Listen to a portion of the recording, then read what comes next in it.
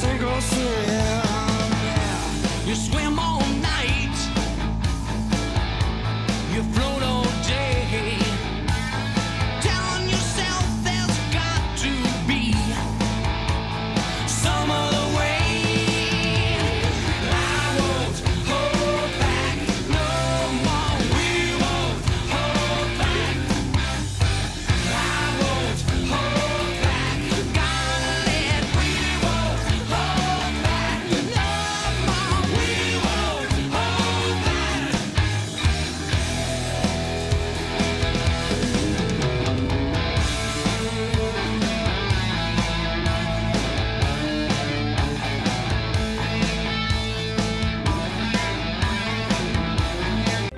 I'm Sarah Smith, and I'm running for Iowa House District 53. As a lifelong Iowan and a native of Poweshiek County, I know this district well, and I have a vested interest in its success. In my leadership roles as a mom, coach, business professional, and a devoted member of my community, I know how to advocate for what matters most. Learn more about my campaign and my platform at sarahsmithforiowa.com. Paid for by Sarah Smith for Iowa.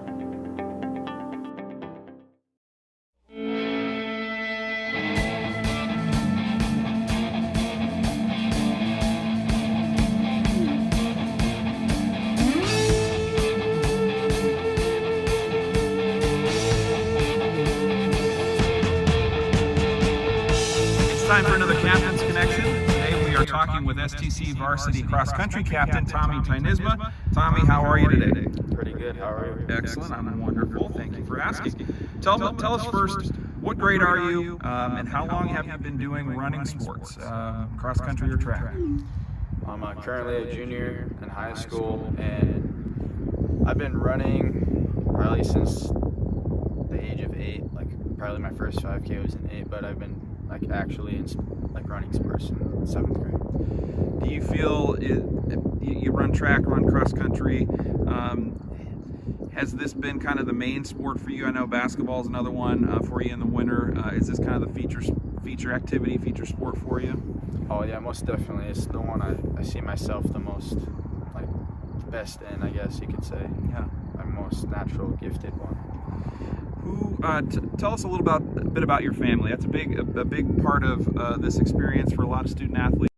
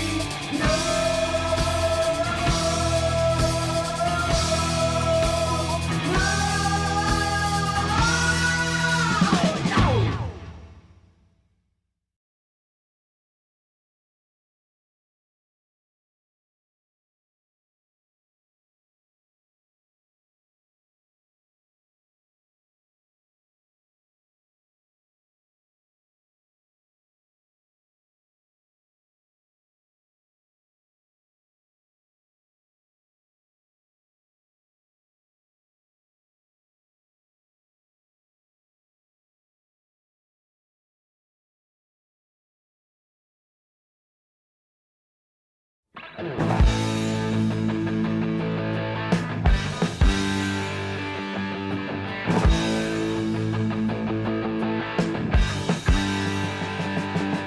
girl, what's this line you're dying to use?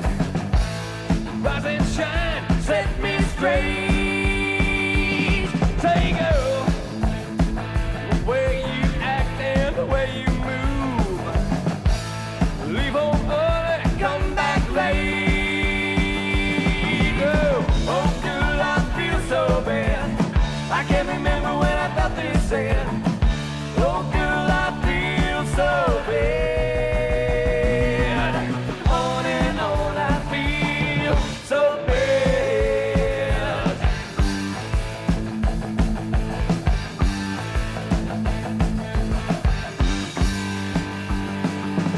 Say girl, well, I can't stand still, I ain't feeling bad. Temperature's rising faster, faster. Say girl, well, tell me now and say it straight. Face to face, master, master. Oh girl, I feel so bad. I can't remember when I felt this sad. Oh girl, I feel so bad.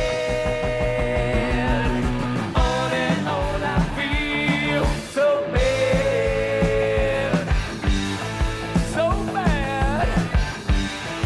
So bad. Yeah.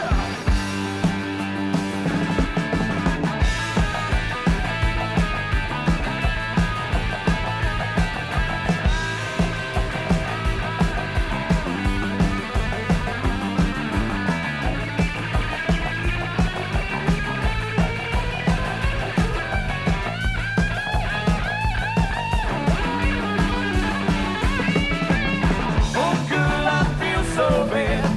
I can't remember when I felt this sad.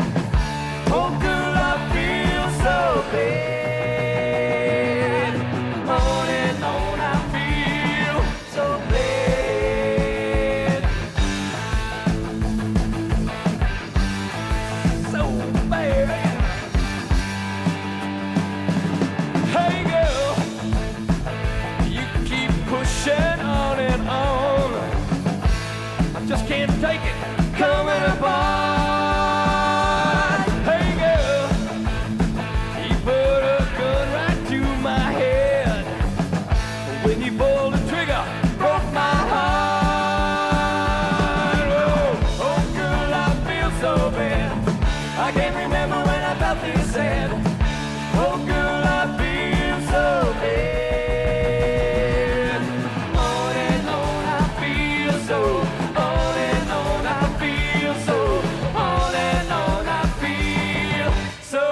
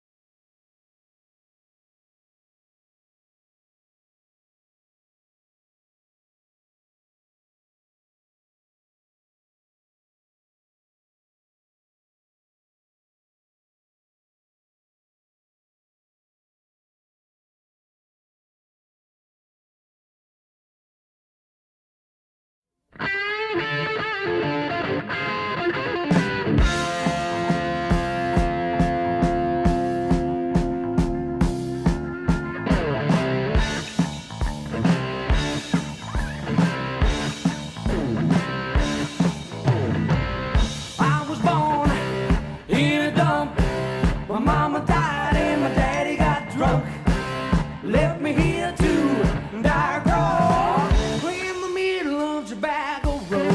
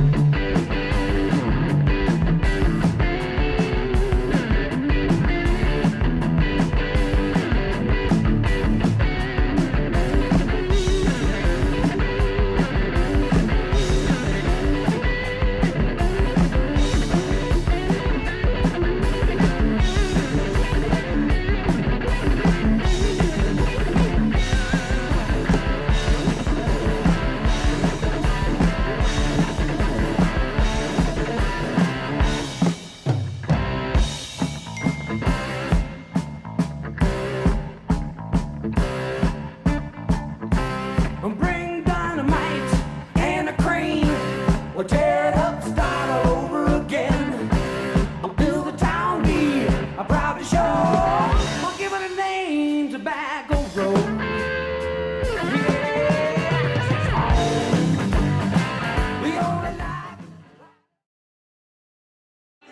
Good afternoon and evening. We're in the evening time. Goodness, it's almost dark here at Charles City. And welcome everybody to Trojan Country this week. We are live from Charles City, Iowa, about an hour and 40 minutes north of beautiful Tama. And we're about a half hour away from the kickoff of South Tama and Charles City Comets.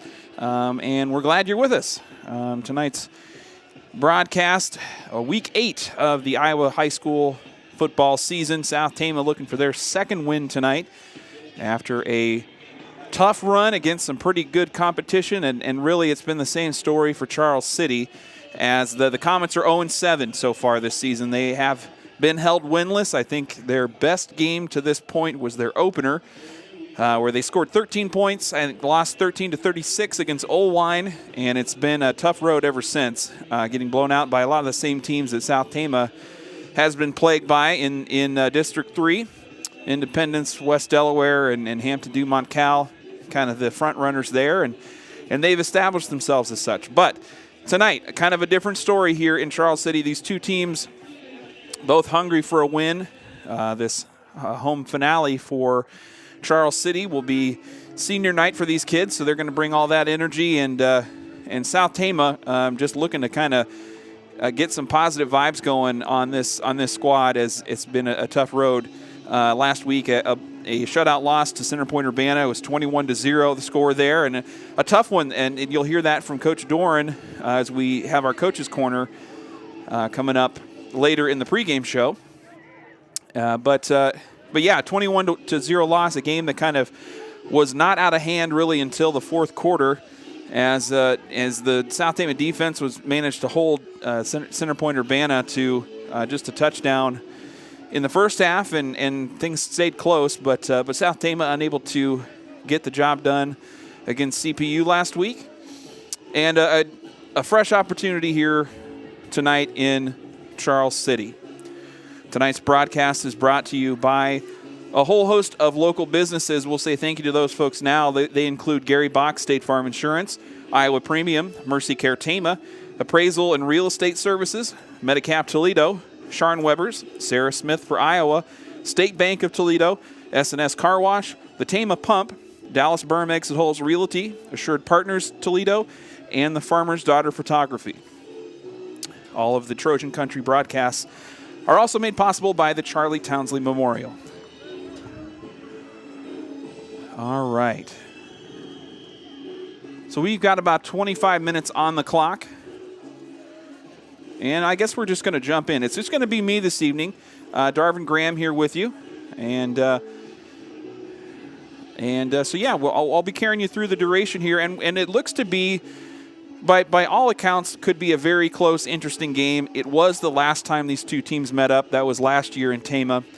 And came down to an overtime field goal where Charles City got the win off the leg of Jack Hansen. He's back still kicking for this Charles City team. And South Tama bringing back a lot of players that had an impact in that last year's game as well. Gavin Bridgewater among them. Got a touchdown on the ground last year against Charles City. And so, yeah, we're lined up and headed up for a great matchup here. And the Frosh team ended up in a tie, actually. I just got in as they were wrapping up their game on the field here, and ended up 16-16. South Tama came back in that one. They were down a touchdown and a field goal. Kinger Jeanette, with less than a minute left to go, caught a touchdown pass and then put it in for two. I think, yeah, so it was a touchdown and a two-point conversion. And South Tama managed to get that in the closing seconds of the fourth quarter. The Frosh schedule does not play overtime, so the game concluded at 16-16 all. So it was a close one on the Frosh side, and teeing things up for an exciting one as well here for varsity. So it's a chilly evening for football this evening. A little bit of breeze blowing through Comet Field here in Charles City. The marching band for the Comets making their way onto the field, and fans starting to trickle in with plenty of cups of hot chocolate and coats and jackets and mittens, and it's that time of the year as we are in full fall football mode after a beautiful summer of September weather, and even last week was quite nice to be out. This really feels like October football weather, so we're having a good time here. We're going to take a quick break. When we get back, we are going to jump into our area scoreboard from last week and take a look at how the district teams in District 3 and our regional teams did last week on Friday. So we'll be back after this. You're listening to Trojan Country.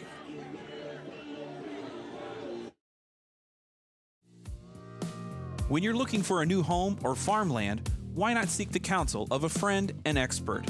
Dallas Berm at Exit Holes Realty can answer all your questions about the home buying process. Exit Holes Realty knows Trojan Country better than anyone and can provide the kind of service you've been looking for. So call Dallas Berm at 319-360-1592 to start looking for your new home, and remember to buy with Berm.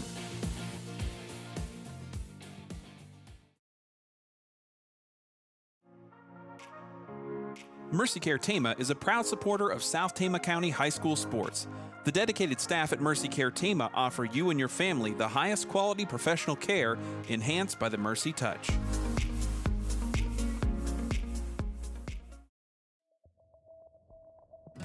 "2022 marks the 95th year in business for the State Bank of Toledo since opening in 1927.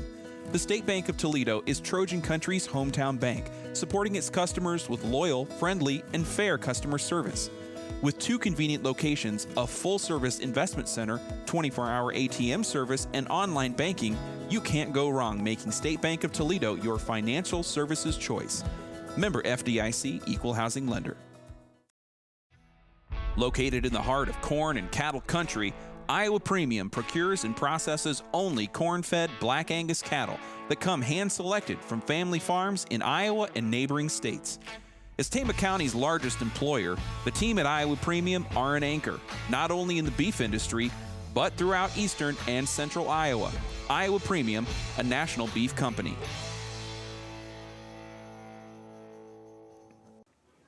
Don't give up what you love for great insurance. The folks at Gary Box State Farm Insurance have options to help you get a surprisingly great rate that fits your budget, so you don't have to make any trade-offs. Save time, money, and hassle by combining the purchase of your homeowner's, renter's, or life insurance policy in addition to your auto insurance. Learn more by calling Gary Box State Farm Insurance in Toledo at 641-484-3163. And as a reminder, Trojan Country fans, you can get yourself a free gift when you go on down to Gary Box State Farm Insurance down there on Highway 63 across from the Toledo Firehouse. Go in and get a free quote, mention that you heard this on Trojan Country, and you'll get a free gift all throughout this fall season. We've been offering that with our great partners, a title sponsor this season, Gary Box State Farm. So thanks to those folks, and thank you to all of our sponsors for their support of Trojan Country this year. This is exactly why we need the assistance of sponsors like Gary Bach and Iowa Premium and all the wonderful businesses out there. Is that we're sending announcers up 2 hours north to give you live coverage of the football game this week, and so we're glad to be here, and thank you to our local businesses for making that possible. Okay, we are about 19 minutes from kickoff, and before we get too much further here, we're going to jump into our area scoreboard from last week. Just kind of taking a look at how things went down last Friday. Independence still in the driver's seat of District 3. They got a 47-7 blowout against Charles City, and they're 7-0, 3-0 in the district. Tonight they have a big one. They are traveling to West Delaware, and West Delaware, since starting their conference schedule, have not lost a game and are in a position to, they could come in as they're 4-3 right now, losing, I think, 3 out of their 4 pre-district games to start this season, are in a position where they could be the first one out of this district. They take a win tonight at Independence, and the whole script kind of changes because they got to win. They got to win at Hampton Dumont Cal. I believe they've also beat Center Point Urbana. So really the only tree left to fell in this District 3 schedule for West Delaware is Independence. So we could see a 4-3 or a kind of more losses than you would expect on a leading team to come out of District 3. So that's West Delaware and Independence. We mentioned the Hawks of West Delaware got a 39-16 victory against Hampton Dumont Cal. They're 4-3, 3-0 in the district. Hampton Dumont Cal this week, after taking the loss last Friday, are now 4-3 overall, 1-2 in the district, losing to West Delaware and Independence, and they travel to Centerpoint Urbana tonight. So that could really decide who gets in as an at-large at the bottom end of the Class 3A state qualifiers. So we're going to be looking at that one as well. CPU in South Tama, the Storm & Pointers got a 21-0 win against STC. They're now 4-3 overall. And then looking around the region, looking around Tama County and beyond, West Marshall continues their torrid tear across their schedule. They won 41-7 against Roland Story last week. They're now 7-0, and they head south. Or no, they host Albia tonight. So that's West Marshall. Then Benton Community got another big win, 28-14 over Davenport Assumption, and they're now 5-2 overall and host Makokata this evening. The Grinnell Tigers got a 42-0 win against West Burlington last week. They're 4-3 overall, and they travel to Solon tonight. The Sadell Eagles get no breaks as they lost 69-0 versus Creston last week. They're 0-7 on their season, and they travel to Atlantic to the south tonight. Union Community up in the northern part of Tama County lost 48-7 last week to North Fayette Valley. They're 2-5 on their season, managed to pick up a couple wins. But they have walk-on tonight at home, so that could be a tough one for the Knights. North Tama also having a difficult season after just narrowly missing the state playoffs last year. Or narrowly, they made the state playoffs, but they almost got to the Dome, I think I should say. So they lost 41-0 against Wapsie Valley, and they are going up against, they're hosting Grundy Center tonight. So they're 1-6 overall and hosting the Spartans. Gladbrook Rhinebeck got just a heartbreaking loss as they made it 4 straight losses against Don Bosco Catholic. It was 35-32 the final score last Friday. I believe that was in Gladbrook as well. So they're now 6-1, still I believe a ranked team, and they're at Collins Maxwell. I believe that game is actually taking place at Colonesco, I heard today. Just around the office, I heard that Collins Maxwell doing some field renovations. So the Spartans and the Rebels going over to Colo to duke it out tonight. GMG, meanwhile, lost 86-36 against Dunkerton. They're taking on Colo Nesco at home. They're 0-6 in the season. East Marshall lost 53-20 to South Hardin, and they go to Appleton Parkersburg tonight. Belle Plaine got a big win, 42-7 against Pekin of Packwood. They're 4-3 overall, and they travel to Linville Sully. And BGM Brooklyn got a win, 82-38 against Colonesco, and they're now 5-2, and they host Melcher Dallas in Week 8. All right, we're going to take a quick break. When we get back, we will have our Coach's Corner interview with STC head coach Nate Dorn. We'll be right back with that. You're listening to Trojan Country.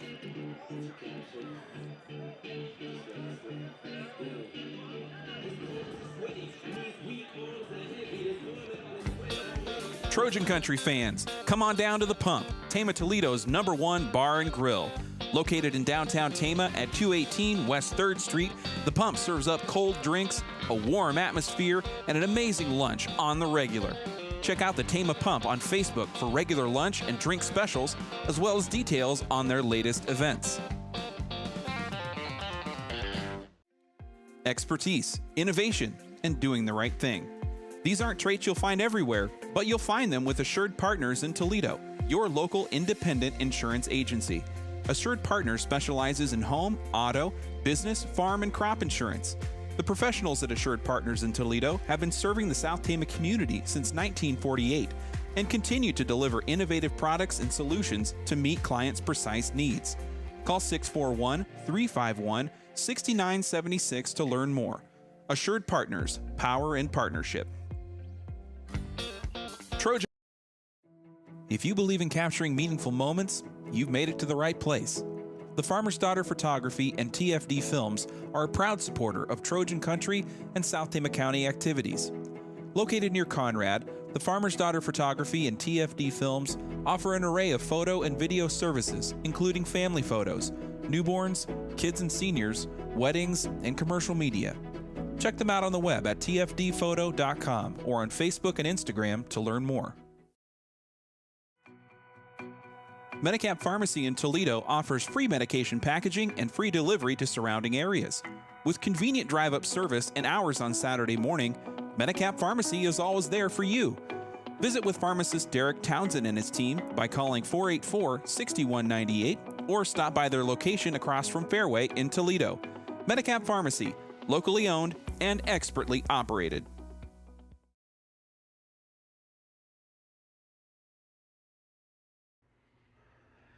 It's time for another Coach's Corner here on Trojan Country.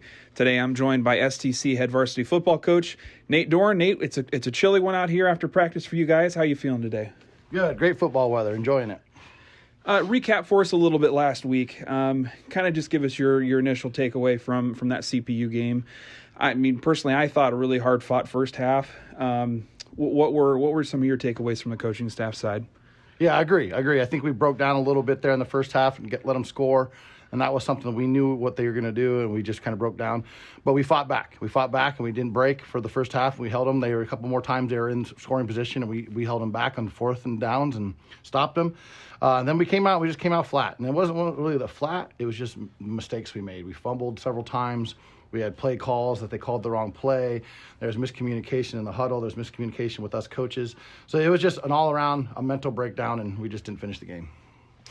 What were some of the things you guys are working in practice on this week? At the tail end, kind of getting ready to wrap up the season here in a couple weeks.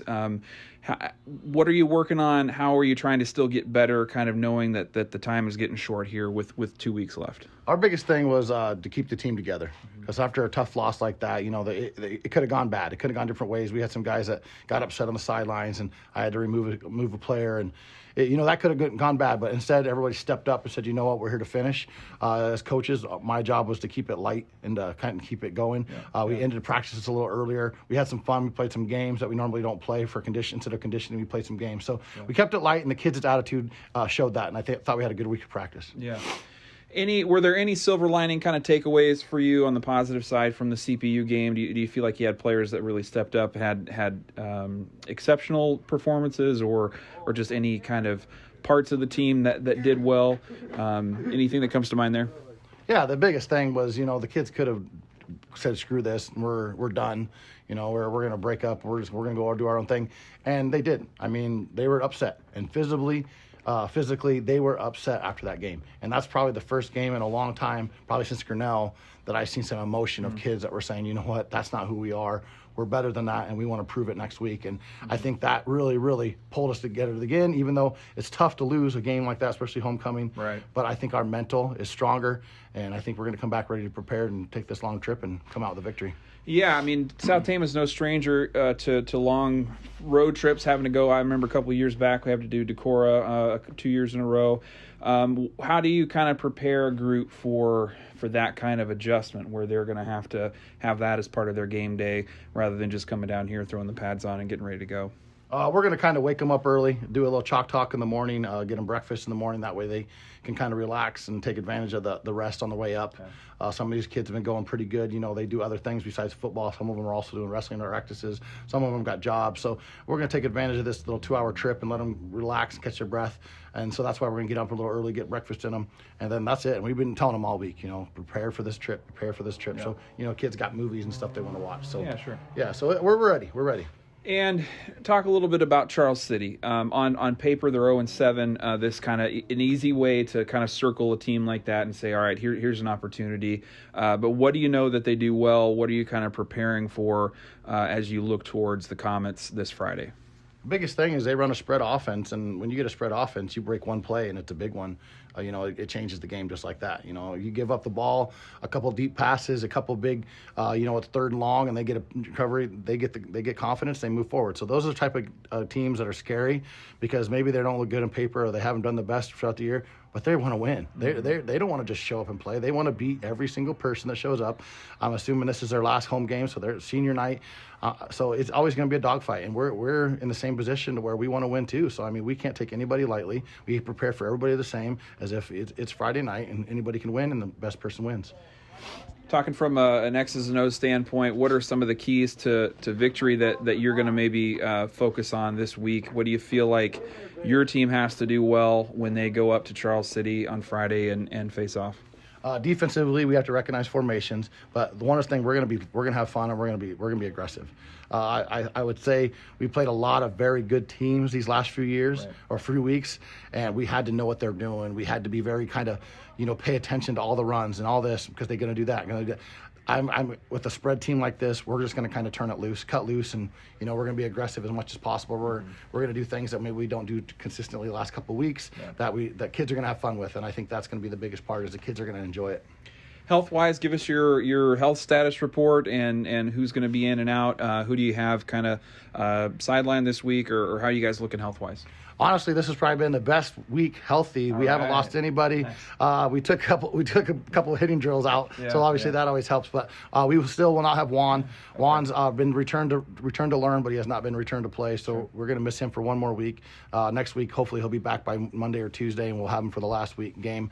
But other than that, everybody's ready to go. Everybody's light. Everybody's feeling good. There's no bumps and bruises, and we're going after it. That's great.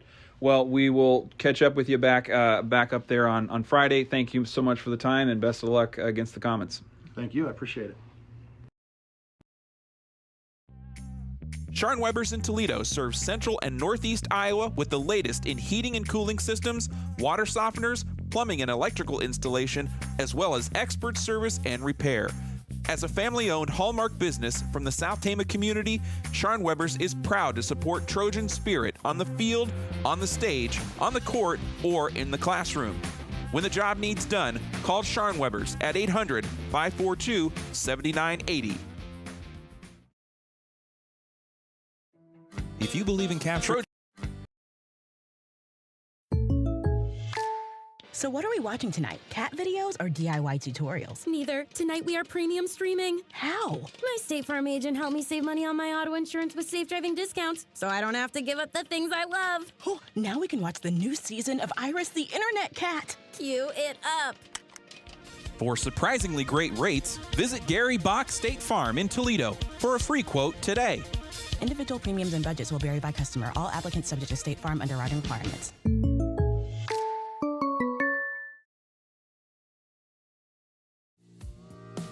When you're looking for a new home or farmland, why not seek the counsel of a friend and expert? Dallas Berm at Exit Holes Realty can answer all your questions about the home buying process. Exit Holes Realty knows Trojan Country better than anyone and can provide the kind of service you've been looking for. So call Dallas Berm at 319-360-1592 to start looking for your new home, and remember to buy with Berm.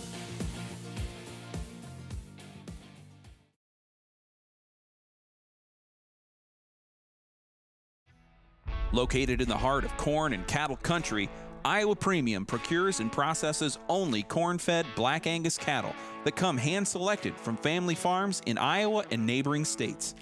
As Tama County's largest employer, the team at Iowa Premium are an anchor, not only in the beef industry, but throughout eastern and central Iowa.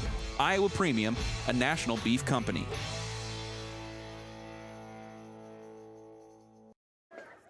All right, we're live back from Charles City, Iowa here. You're listening to Trojan Country, and we're about 4 minutes away from kickoff of this varsity contest between South Tama and Charles City. Both teams hungry for a win as the Trojans coming in 1-6 overall. Charles City winless on their season, 0-7.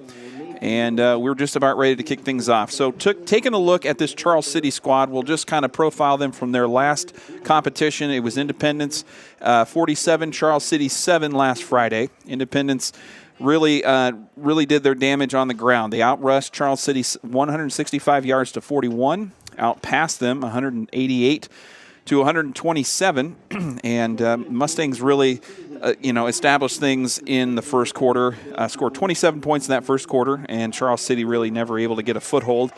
I'm assuming I didn't get a chance to. I didn't really look at any game film or anything like that, but a similar outcome against Independence for South Tama.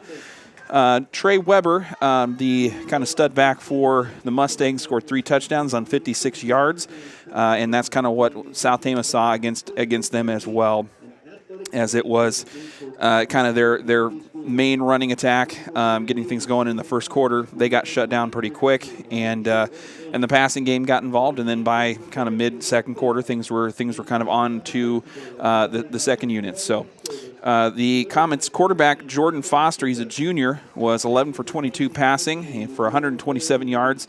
Managed to get in the touchdown in the end zone once. I think that came very late into the game, and threw for a touchdown, 3 interceptions though, so a tough night behind under center there for Foster. Running back Nathan Lopez was the leading rusher for Charles City. He had 11 rushes for 19 yards. And running back and wide receiver Isaiah Rowe caught 5 passes for 81 yards. Wideout Caden Littleton caught 3 passes for 25 yards and a touchdown. And just kind of for context, Charles City had not scored a point in a game since September 9, and had I think a string of maybe 3 or 4 games where they were held scoreless. And the closest game of their season so far has been a 13-36 loss in their opener against Olwine. Meanwhile, South Tama last week, it was 21-0 against Centerpoint Urbana. South Tama kept things close until about the fourth quarter. Really, things kind of got into the Pointers' favor by the third quarter, but the scoreboard kind of tipped towards CPU in the fourth. South Tama held the Pointers to 6 points in the first half, 8 points in the third, but then after that it kind of got out of reach. Gavin Bridgewater ran 19 times for 51 yards. Ethan Crookshank ran 10 times for 42 yards. Bridgewater was the leading tackler, also with 11 total tackles. And Kyan McBride and Damian Benner up on the front line each had a sack against the CPU quarterback last week. And Cyrus Mathis and Nolan Upa also had a fumble recovery and an interception, respectively. So we are just about ready to get things going here as the teams in their huddles. We just had the captains out to the middle of the field, and we are just about ready to go. All-time against Charles City, South Tama is 1-3 all-time against the Comets. The teams played once in 1988. South Tama lost 27-6 for those that were around at that time. And they didn't play again until a district series came in 2016 and 17. South Tama got a win in 2017. That was a 29-20 victory. Lane Cook in that one, the quarterback, threw for 133 yards and a touchdown. And that was South Tama's win against CPU. So here we're ready to go. South Tama is going to receive the kick to start. Jack Hansen doing the kicking for the Trojans. Back deep is Gavin Bridgewater, the deep returner. Rudy Papaki also set up about 5 yards in. It's going to go to Bridgewater. Along the left side, Bridgewater heading to the sideline. Sprints past one tackler, free to the 50 and the 60. Finally brought down, but a beautiful looking return there by a junior Gavin Bridgewater to start things off in some really nice field position for the Trojans here.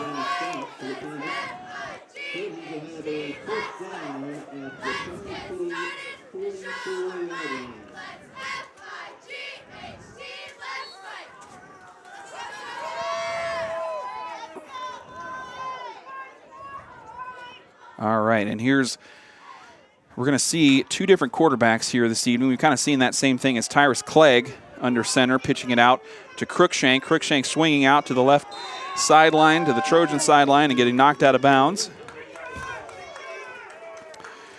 Just short of the first down there. About an 8-yard run, 8.5-yard run. That'll bring up second down for South Tama. 2nd and 2 on the 36. Clegg again under center, pitches out to Crookshank on the far side, and he is met near the line of scrimmage by number 44, Gabe Rogstad. He's their linebacker and tight end, a junior.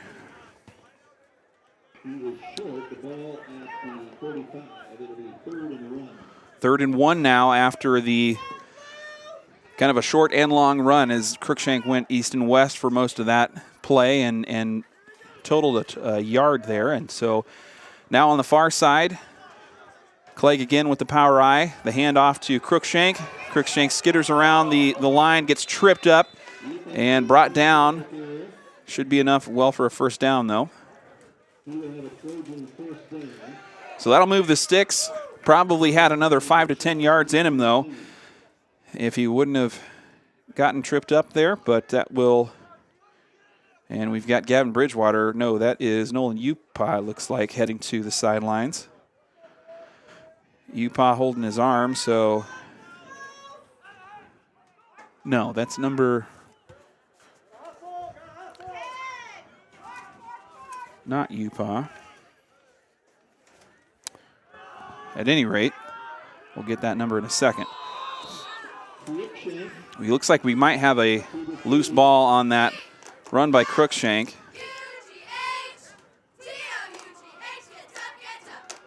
And no, it was recovered by South Tama. So now 2nd and 8 with the ball on the 30-yard line.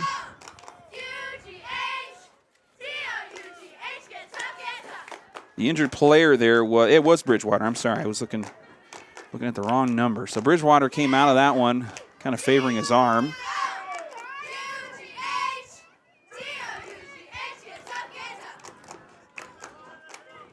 And we'll see what we got here on 2nd down. Clegg is just piled. No, that was Cruikshank, the ball carrier that time. Just got thrown to the ground by Isaiah Rowe. And that'll bring up 3rd down.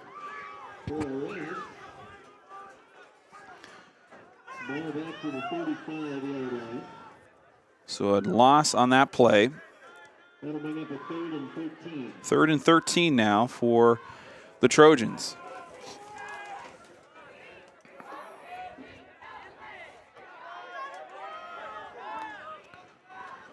Bridgewater in the shotgun, looking for a quarterback keep. Heading to the sidelines, gets tripped up, nowhere to run, and just kind of gets shoved out of bounds. And that'll bring up 4th down. A gain of about 4 yards on that one, but that won't be enough. That'll set up a 4th and 8, a long 8 at that.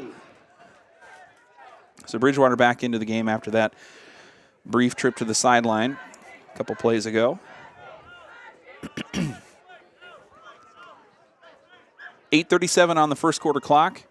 South Tama on the opening drive of the game after a big kickoff return from Gavin Bridgewater.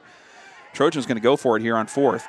Bridgewater looking to the sidelines, gets Cruikshank, and that won't be enough. Turnover on downs will give the ball back to Charles City, and we'll see what this Comets offense is going to look like in their first run of the game.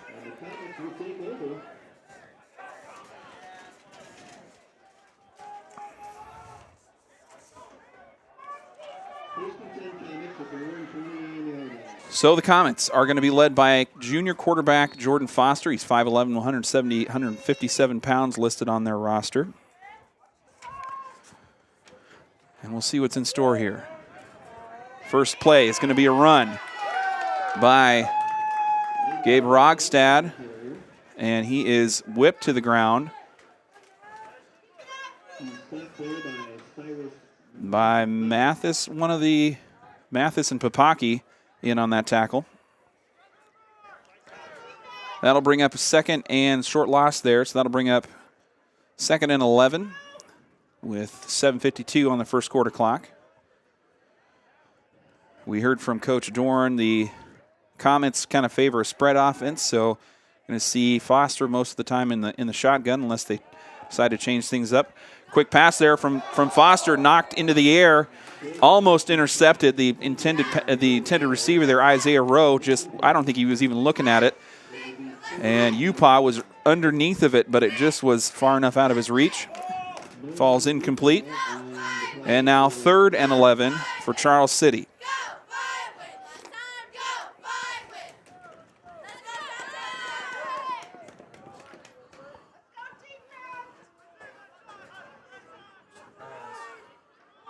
And Foster again in the shotgun. 2 receivers to the far side, 1 to the near, and a whistle.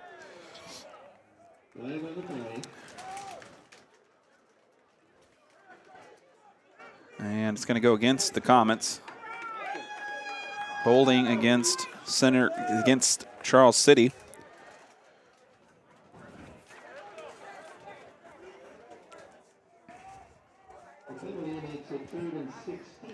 So now 3rd and 16 after the penalty from Charles City. So we have yet to see really a positive play in this first drive from the Comets.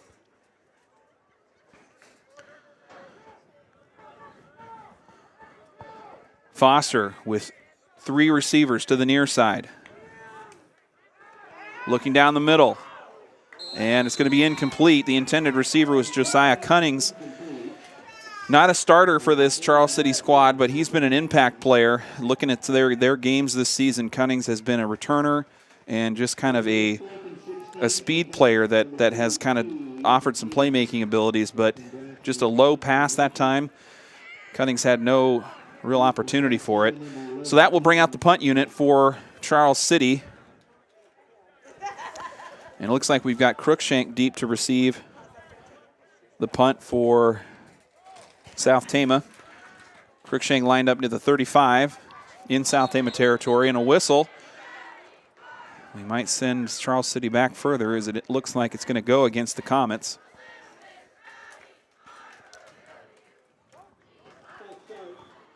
It's going to be a false start against Charles City.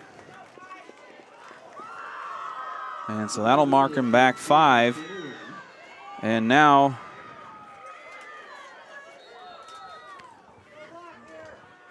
I have the number on that punter. And the punt from Charles City gets off clean. Crookshank going right, had it bounce off his hands. He picks it up near the 35 and gets drugged down near the 40. Short return there on the punt, but South Tama back on offense again here after a quick 3 and out for Charles City on their first drive.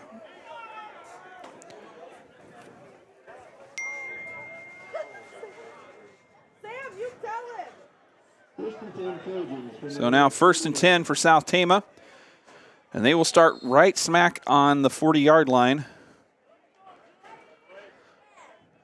And back into the power I go the Trojans with Crookshank, Bridgewater, and Mathis. Clegg under center. Hands off to Crookshank, and he's driven back near the line of scrimmage. That will be maybe no gain there.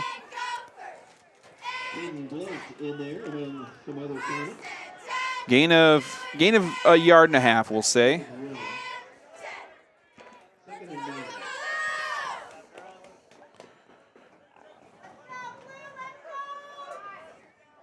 So now South Tama, 2nd and 9 on the 41.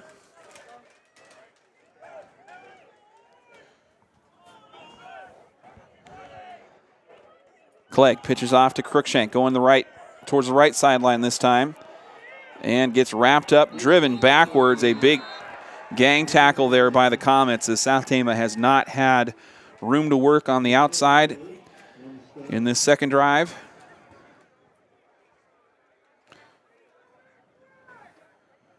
And I think we might get a yard out of that one. Let's see. Oh, we got a flag out too. Going to be holding against South Tama, so that'll move the Trojans back, and we might be in for a night of trading penalties here. Got 2 teams looking for a win, kind of be easy to kind of play out of yourself a little bit. So now 2nd and 19, it looks like. 2nd and 16, excuse me. On the 34. We've now got 6 minutes to go in this first quarter. Gavin Bridgewater in at quarterback. It's going to be just a quick handoff to Crookshank. Crookshank trying to speed through into the slot there, and he gets brought down by a whole host of Charles City Comets. And, well, no, that looks like that was Clegg. So Clegg, the ball carrier that time, and he is down on Sean the... Weber's in Toledo serves Central and North. Not yet, Sean Weber's. Not your time. And so Clegg out on the field here getting attended to. And we're going to take a quick injury timeout. We'll be right back after this. You're listening to Trojan Country. Licensed agents Mandy Leakin and Jason Leakin in Tama, Toledo are the one to count on for all your residential, commercial, and farm real estate needs. For most of us, buying a home is one of the largest investments of a lifetime. Choosing the right professional can save you time and make home buying a smooth process. Call 641-751-3021 to find out how the team at Appraisal and Real Estate Services can serve you.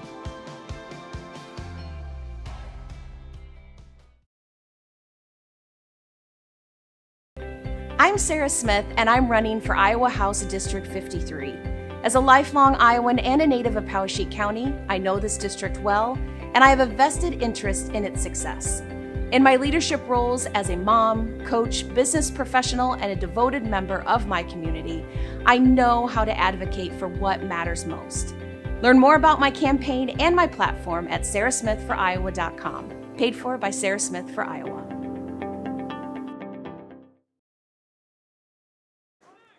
Welcome back live in from Charles City. We're just 5:30 to go in the first quarter. Scoreless, and South Tama driving here after the injury timeout.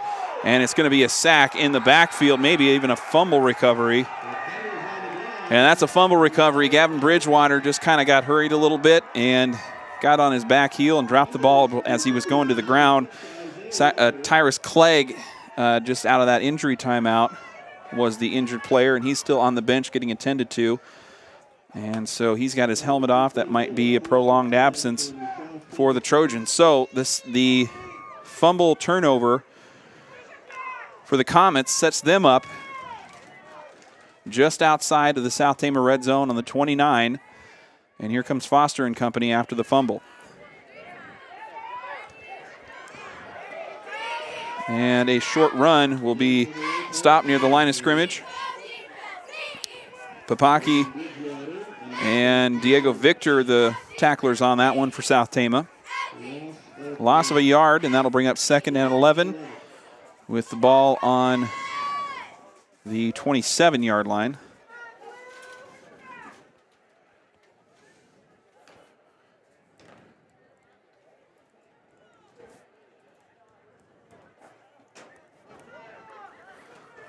And so here's Foster in the shotgun. Twin receivers on either side. Looking right, quick throw. And it's a catch from number 4, Cunnings. And Cunnings moves ahead down the right sideline, maybe 5 yards. Not enough for a first down.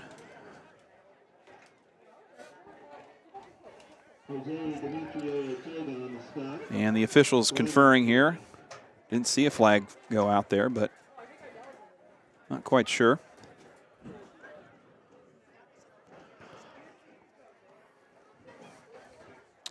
And there is no foul for an eligible receiver downfield if the pass is behind the line of scrimmage. So it looks like potentially the call was going to be an eligible receiver downfield, but I don't believe that's going to stand as we are not moving the line of scrimmage here. So third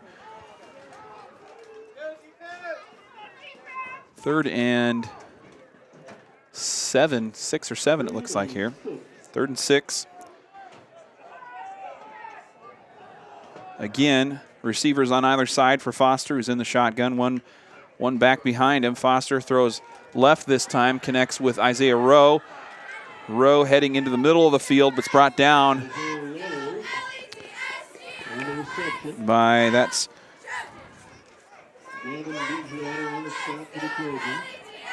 Damian Benner and a couple other Trojans on that stop.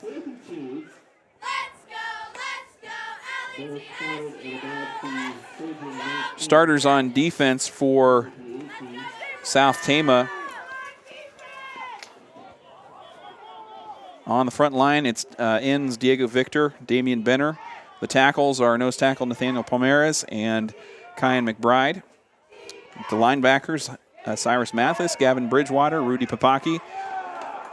And in the backfield, Jose Ortega, Nolan Upaw, and Ethan Crookshank. We just saw a short third down play there by the Comets that had nowhere to go. And that will set up 4th down, 4th and 2.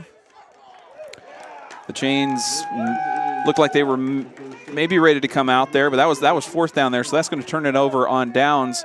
South Tama able to put up enough of a front after the fumble there.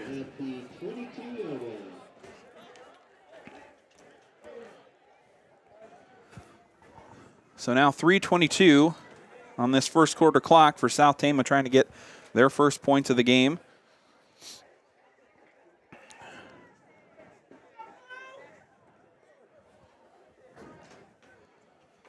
The Trojans with Bridgewater now at quarterback in the shotgun with 2 backs on either side. It's going to be a quarterback keep up the middle. Bridgewater wrestled down after a gain of 5 or 6 there.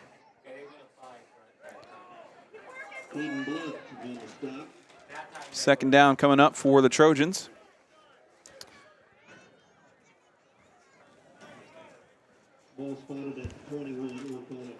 Second and 6 on the 21 for South Tama.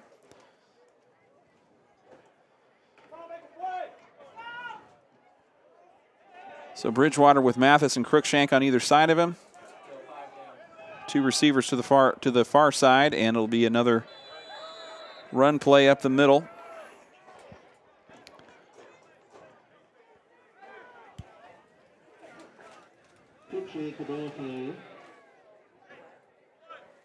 Nowhere to go on second down, though. That'll set up third and 6 now for South Tama.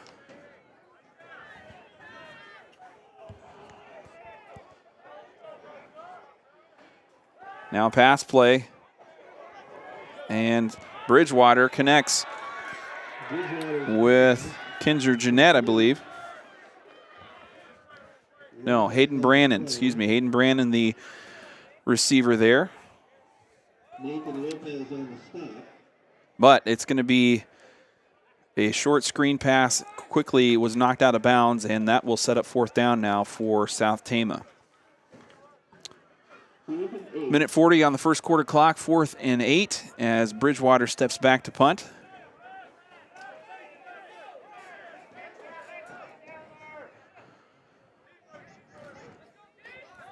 The punt high to the Charles City side, received near the 45, and a flag comes out as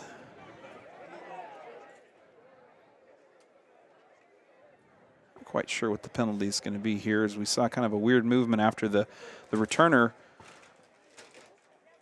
kind of stepped forward.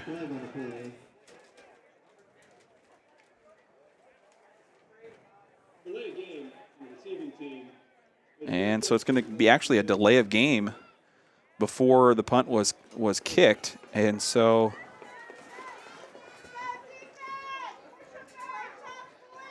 that will be assessed after the punt. No, that will move that will be assessed after the punt. Charles City will set up on the 49-yard line in their own territory.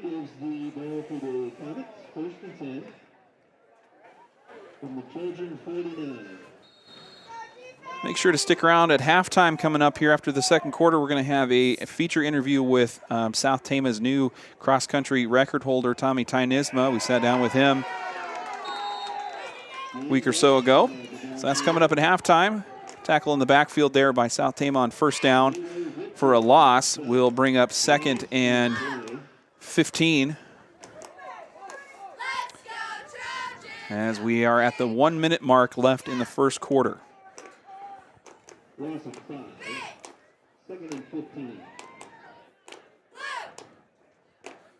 Neither team really able to establish themselves here. So we've seen a swath of penalties on either side.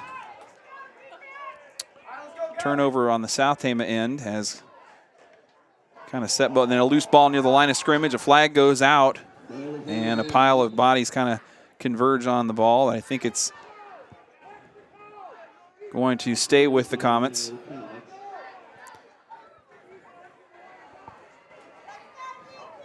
So the loose ball moves the marker back to the 49-yard line. No, the 44-yard line. And the Comets going to let the first quarter clock run out. So at the end of one, we are scoreless here in Charles City. We're going to take a quick break. We'll be right back. You're listening to Trojan Country. S&S Car Wash provides both automatic and hand wash services, as well as detailing for your...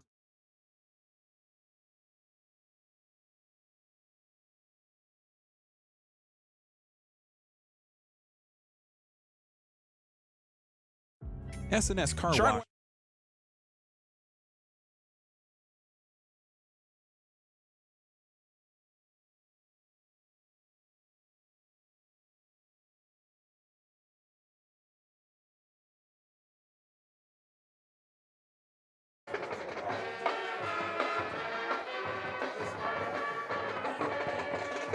Thank you to all of our sponsors who have brought Trojan Country all the way up here to Charles City this evening. Gary Bach, State Farm Insurance, Iowa Premium, Mercy Care Tama, Appraisal and Real Estate Services, Medicap Toledo, Sharon Weber's in Toledo, Sarah Smith for Iowa, State Bank of Toledo, S&S Car Wash, the Tama Pump, Dallas Berm Exit Holes Realty, Assured Partners in Toledo, and the Farmer's Daughter Photography.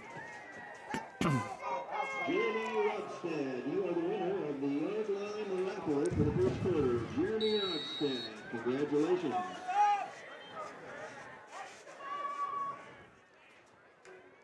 And here's Charles City now on 3rd down and 17. It's going to be a dump-off pass. And the receiver there on the far side, I think that was Rowe, took it down, negated several of those penalty yards as we've got a flag out and an injured Comet back near the line of scrimmage. And so we may be set to redo this one here again. It's going to be a personal foul against South Tama. Roughing the passer is the call. So that's quarterback Jordan Foster getting attended to on the far side of the Comets field here.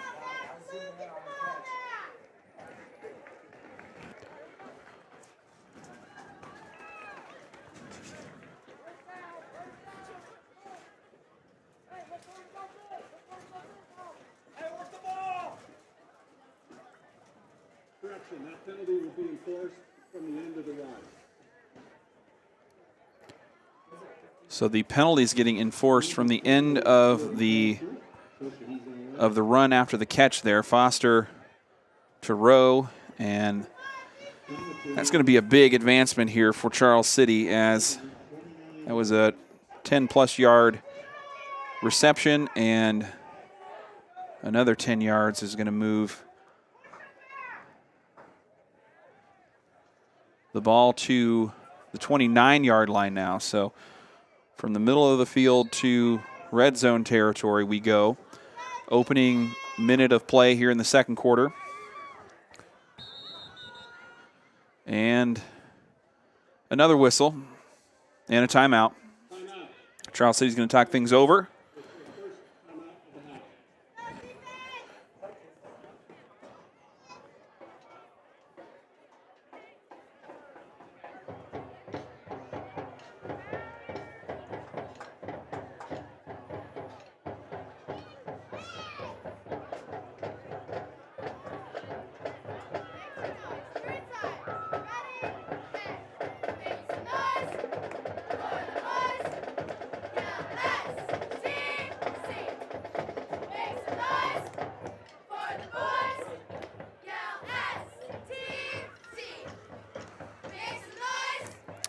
As a broadcast announcement, we will be live from Roland Story High School this Monday. It's going to be the opening round of the Class 3A volleyball playoffs.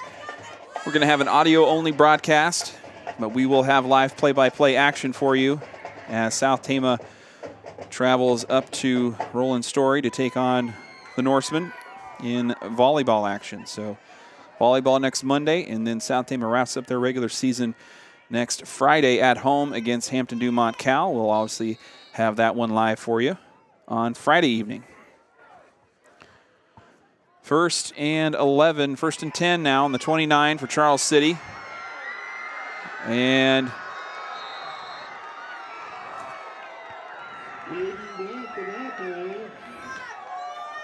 that was Caden Blunt, senior running back, going up the right sideline for a first down.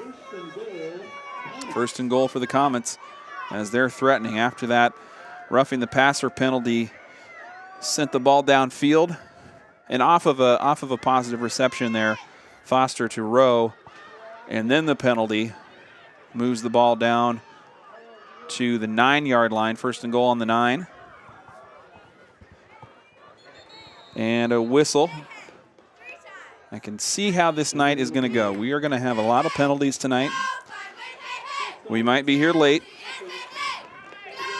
but we don't know what's going to happen when it's all said and done. And so we're going to have the long and short of it here tonight. And we got another penalty, this one against Charles City, and so that'll mark the ball back 5 yards to the 15.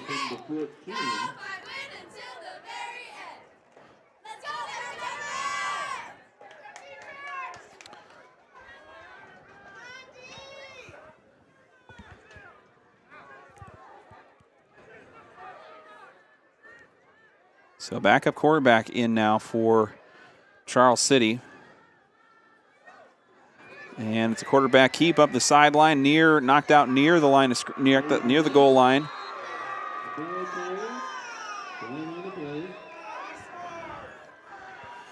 So our new quarterback for Charles City is Caden Blunt, or at least he was at that play.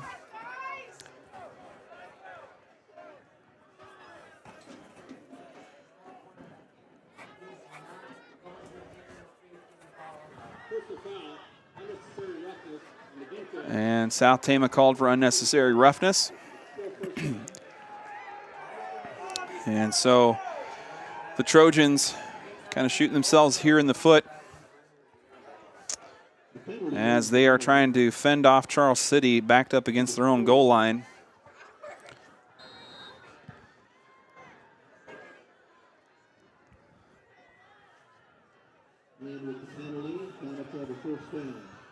First and goal on the 4 now with 10:49 on the second quarter clock. We're still scoreless. Charles City threatening here on this goal line play. Blunt again in at quarterback keep up the right side, and it's going to be a stop short of the goal.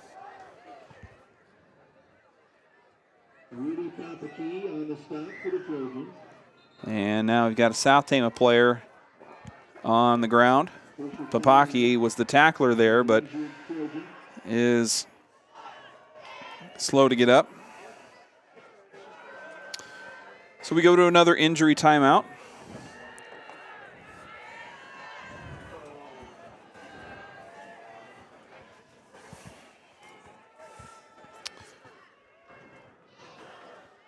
We're going to take a quick break. We'll be right back. You're listening to Trojan Country.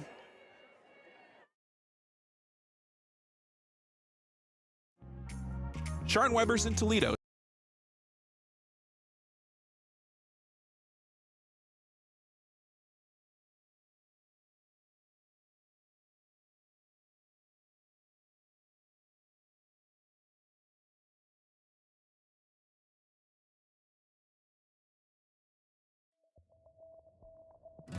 ...2022 marks the 95th year in business for the State Bank of Toledo since opening in 1927.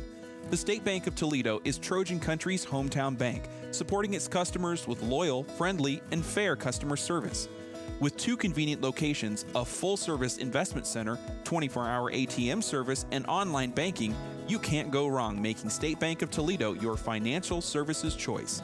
Member FDIC, Equal Housing Lender. Okay, welcome back live from Charles City. We just had the injury timeout. Rudy Papaki made his way back to the sideline on his own 2 feet. And he's headed to the bench to get attended to, but we'll see how quickly we see him back in action. Here's a pass play and maybe an interception. No. And that's going to be incomplete out the back of the end zone, I believe. Upa was the defender on that one, and it just went long.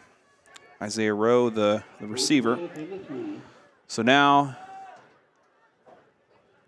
3rd and goal on the 3.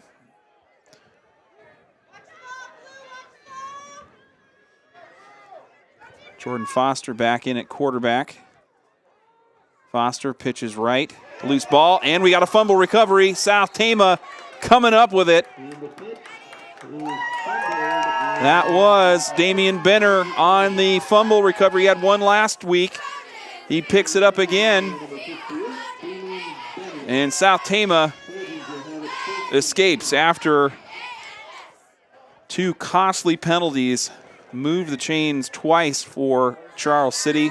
A fumble on 3rd down and a recovery by Damian Benner gives the ball back to South Tama. Now the unenviable task of working an offense against your own goal line here, trying to work against the safety.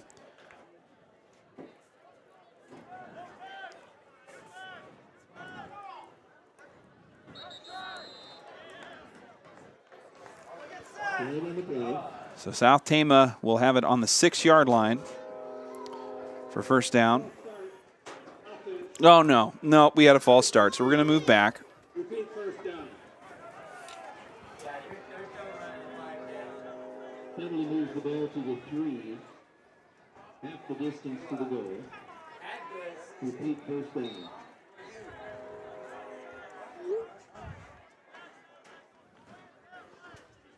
So now 1st and 13, half the distance there. So 1st and 13 on the 3. Gavin Bridgewater, the ball carrier, trying to break loose near the sideline. And Bridgewater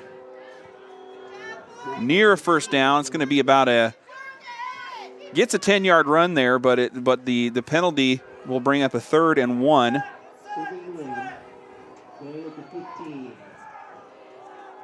So we're going to have the ball on the 15-yard line. Quick snap there. Hand off again to Bridgewater. And that will move the chains for South Tama. So the first down run by Bridgewater.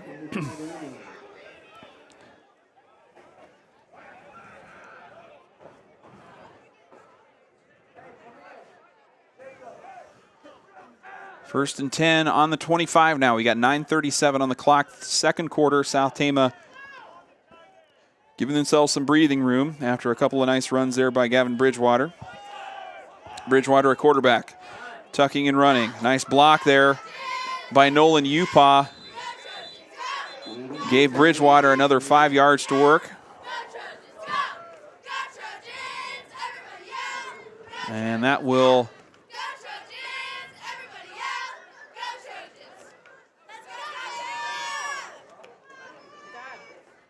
that'll bring up 1st and 10 on the 36.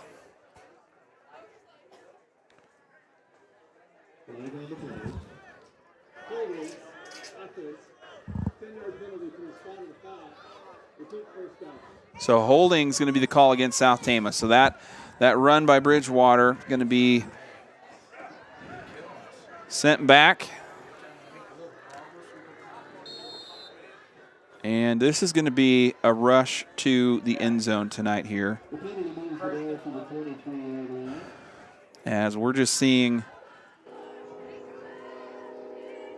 both teams kind of making mistakes, and we have no points to show for it yet here in quarter number 2. Bridgewater scrambling, looking deep, has the receiver, and he's overthrown. Pass interference call, looking the Trojan bench looking for a pass interference there, as Jeremy Dolash was the deep receiver. And the defensive back just kind of overran him as he was still going for the ball. Dolash, I think, dove forward. No flag, though, and the incomplete will set up 2nd and 12 on the 23 for South Tama.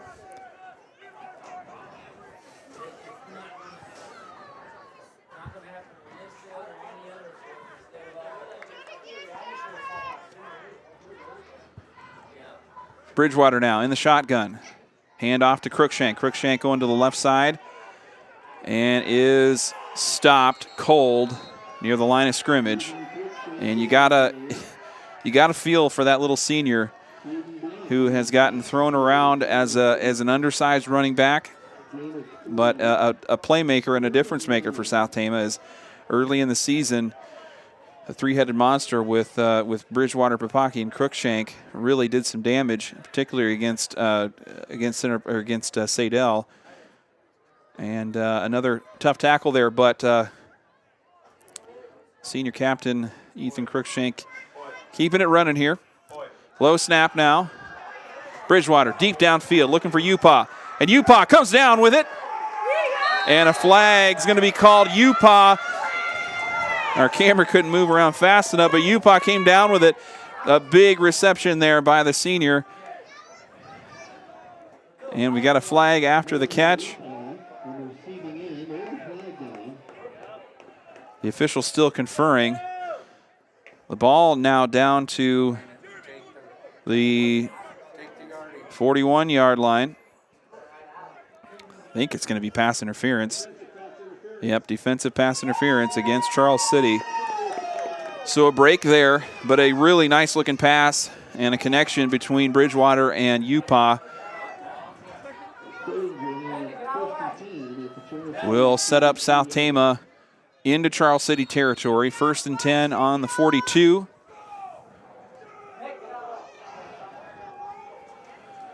Bridgewater looking to run. Almost got brought down, but kind of carousels out of it. Bridgewater heading to the right sideline, gets knocked out of bounds. Short gain there by the junior. And South Tama starting to move in the right direction here. On a 6-yard run there from Bridgewater. And now 2nd and 4 on the 36-yard line.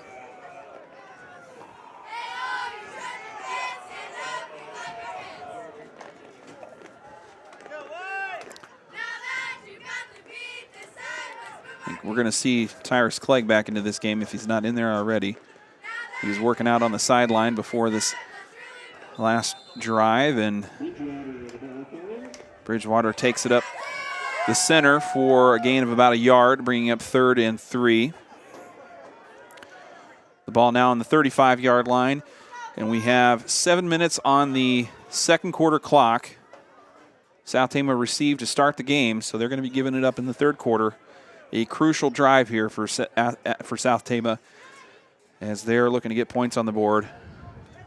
And as the wind's starting to pick up here, so that's tremendous. And a false start going to be called against Charles City. Encroachment's actually going to be the call.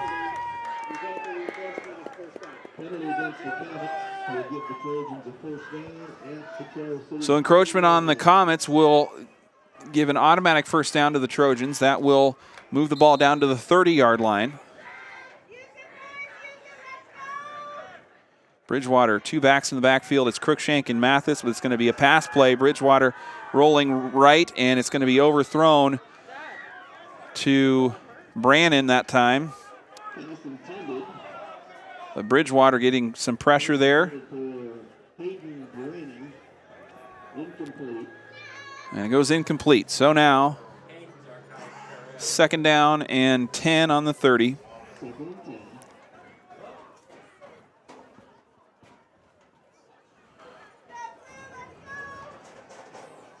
As we near halftime, make sure to stick around at halftime. We're going to hear from South Tama cross-country standout Tommy Tynisma and what he's been up to this season.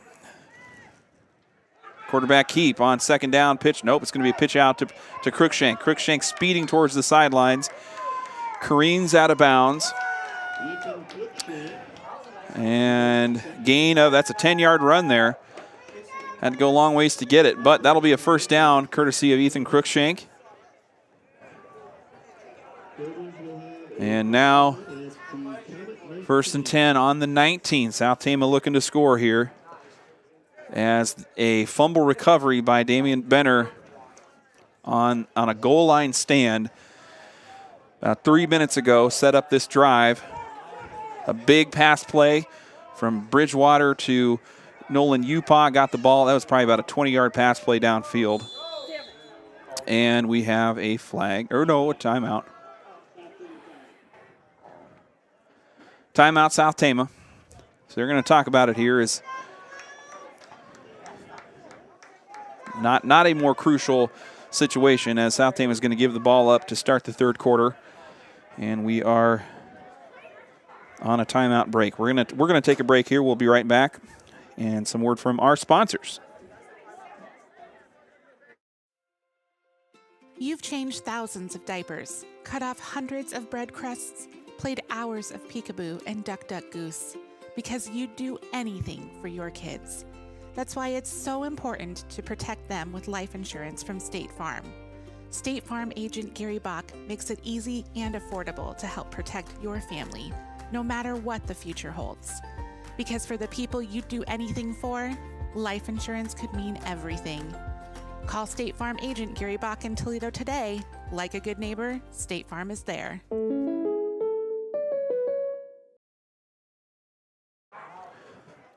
All right, and as a reminder, you can get yourself a free gift if you head on over to Gary Bach State Farm Insurance, get a free quote from the good folks at State Farm, and you'll get a free gift when you mention you heard this ad on Trojan Country. Here out of the timeout, we got Gavin Bridgewater on a quarterback keep. Went east to west, tried to get to the sideline there, knocked out of bounds. Gain of about 8 on the carry. So South Tama starting to establish the edge run here a little bit. As the last drive, we've seen Crookshank and Bridgewater able to bite off positive yards on some of these swing plays.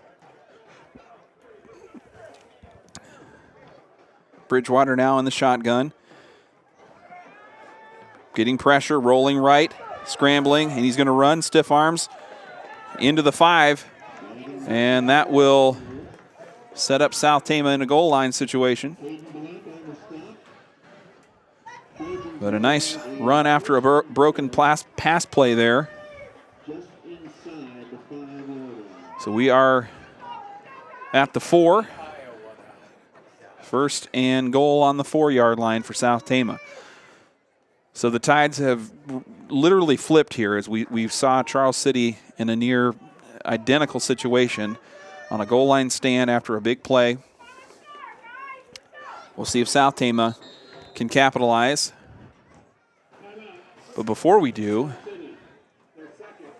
we'll have another timeout.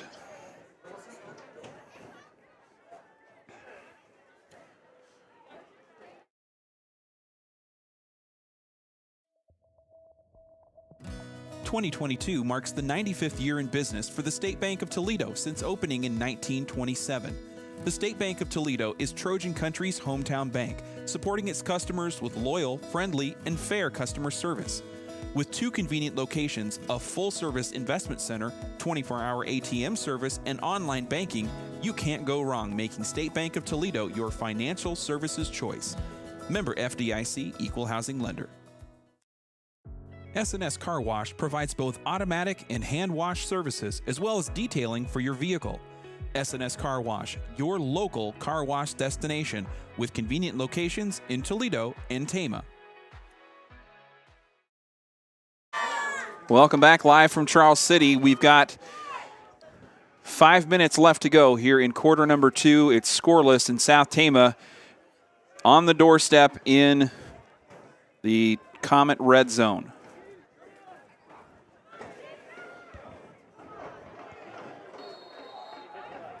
The Trojans will have it on the 4-yard line. And it's going to be a quarterback keep by Bridgewater, short of the goal. Be at the 1 now, so Positive yards on that play. That will bring up second down. And Bridgewater scoots in for a touchdown. South Tama scores first off the legs of junior Gavin Bridgewater.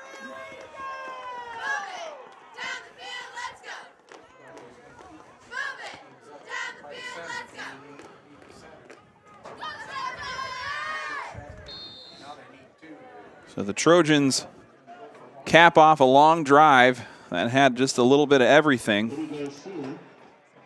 And now Eddie Garcia going to be the PAT kicker, trying for the point after. Short, no good, and South Tama will stay at 6. But it is South Tama to score first. They do get a touchdown in before halftime, and still 4:34 to go on the clock, so plenty of time to force another turnover, just make something happen here, and we will see how Charles City decides to respond as we prepare for a South Tama kickoff.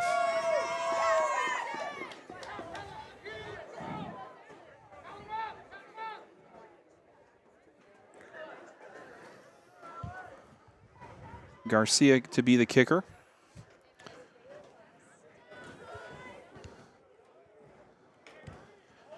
Josiah Cunnings, the junior wideout, deep to return for Charles City. The first return of the night for this Charles City special teams unit, and it's been pretty cold out, so we'll see how prepped this unit is. And it's going to be a short kick by Garcia, gobbled up by Zach Chambers, a special teams player on the 31-yard line. Will be where Charles City will start their next drive. First and 10 on the 32, 4:30 on the clock. Jordan Foster still in at quarterback as he had a momentary sidelining as he got injured in the first quarter. Going to be a handoff to Isaiah Rowe. Flag out in the backfield. Rowe to the sideline, gets knocked out. Short gain. And we'll see what the flag is going to bring. Holding against Charles City, and so that will negate the run by Rowe.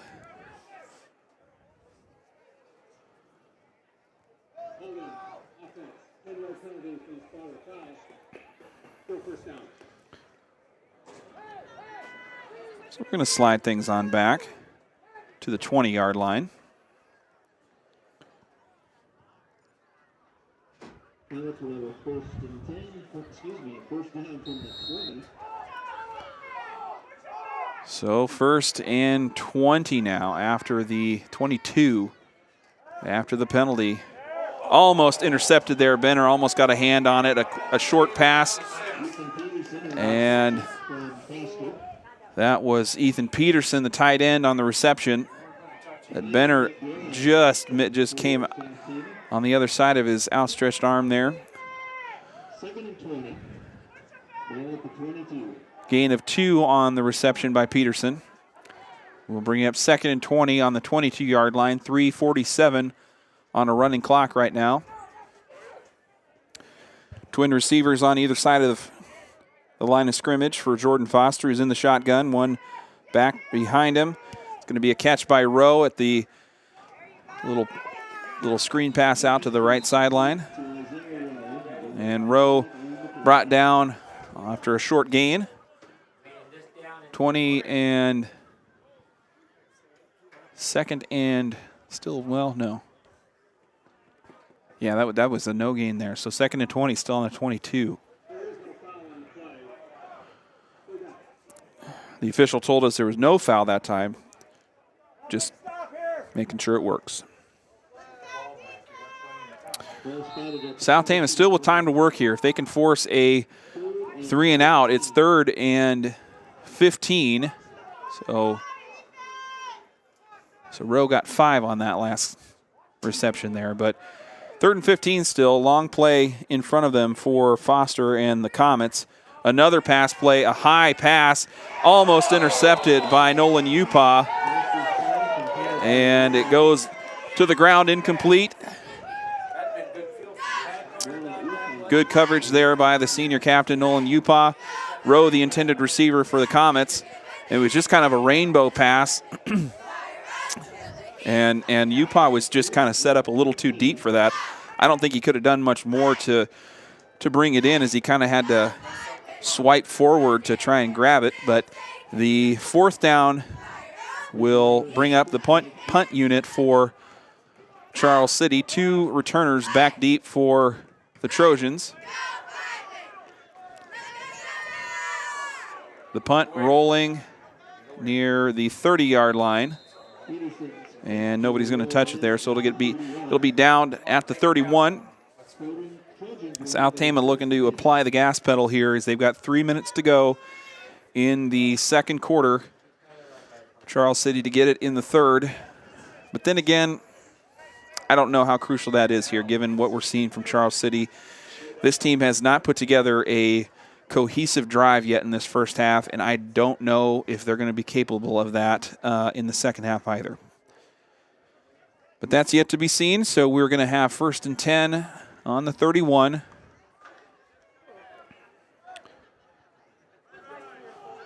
South Tama needing, wanting, and working for more points here.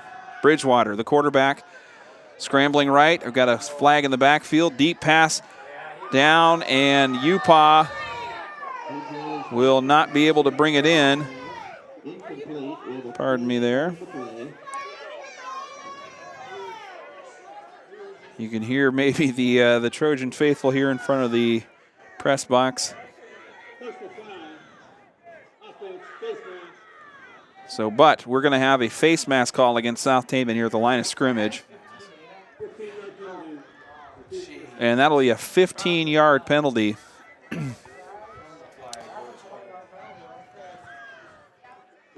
There was very clear pass interference. I mean, that the cornerback for Charles City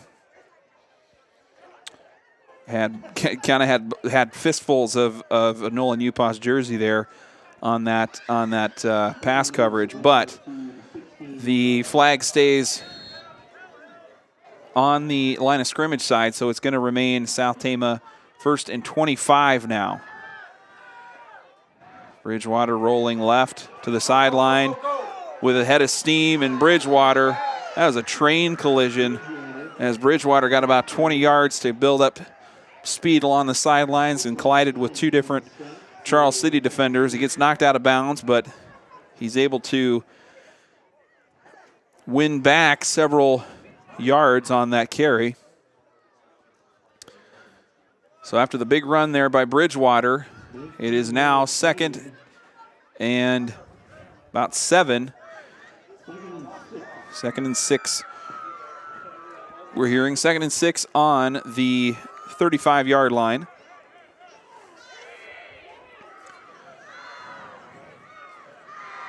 Bridgewater faking a throw right down the middle, looking for Upa, and a jump ball. It will be incomplete. And that will be another incomplete pass for the Trojans, but a good effort there by Upa, the intended receiver. 3rd down now for South Tama. 3rd and 6 on the 35. Still 2:39 on the clock, so plenty of time to work with here.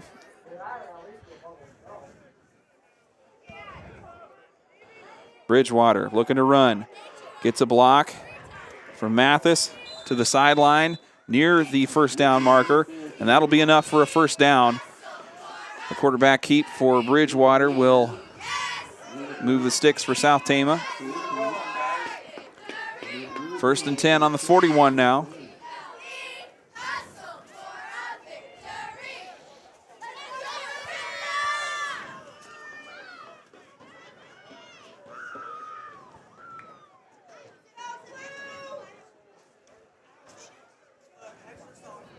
Brannon and Upa set up as the receivers to the far side.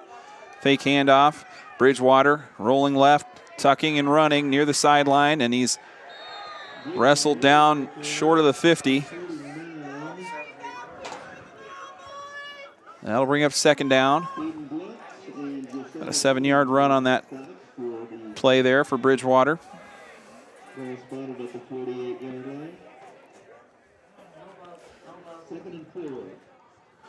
Second and 4 now with 1:43 left in the second quarter.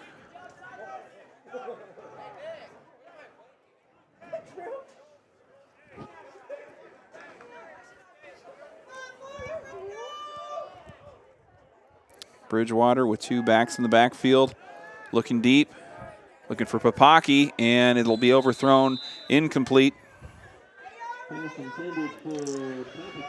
And now third down for South Tama.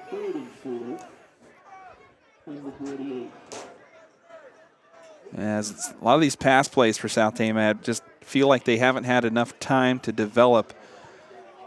Some of the throws coming a little soon.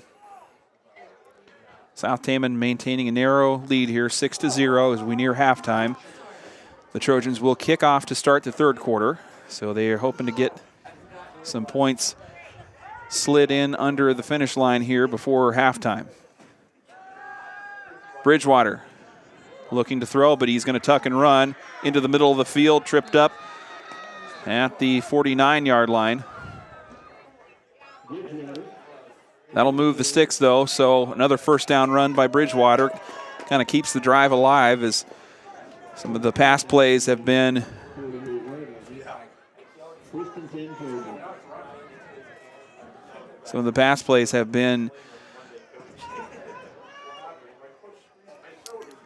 incomplete and kind of difficult, but the drive has been saved by the run game here so far. So here's Bridgewater on a first down, looking right, and intended receiver there was Cyrus Mathis, and Mathis couldn't quite get down to haul it in off the grass, and that will bring up another timeout for South Tama. 45 seconds left on the clock. Trojans trying everything they can to get in the end zone here one more time. We'll be right back. You're listening to Trojan Country.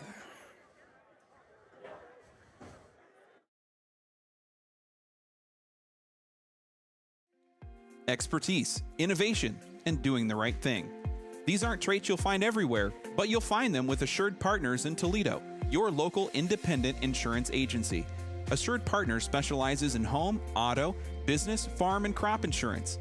The professionals at Assured Partners in Toledo have been serving the South Tama community since 1948 and continue to deliver innovative products and solutions to meet clients' precise needs. Call 641-351-6976 to learn more. Assured Partners, power in partnership.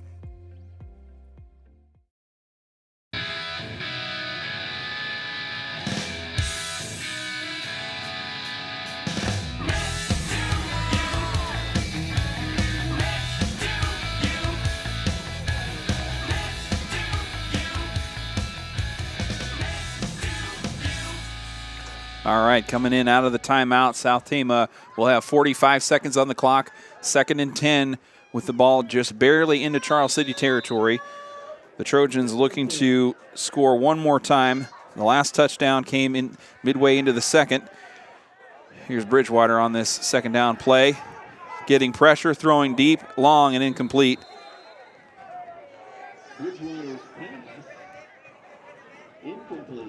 And so an incomplete pass on second down.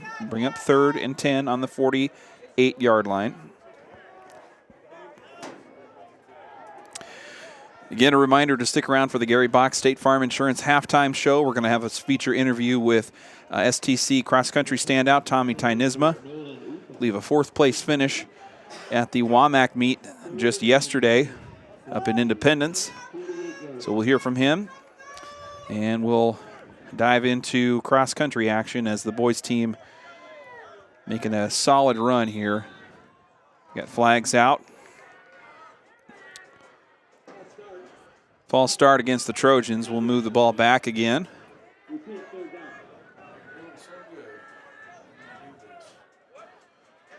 3rd down and 15 after the false start penalty. Penalty will make it 3rd and 15 from the South Tama 47.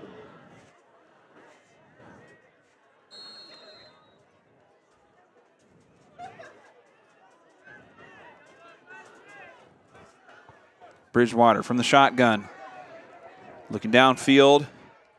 Has Nolan Upa at the 40-yard line. That'll be a complete pass. Enough for close to a first down. Not quite there, though. It would have been a first down had not the penalty been involved earlier. 4th and 4 now for South Tama. No punter in sight. And we got a timeout. And the Trojans are going to stop the clock one more time.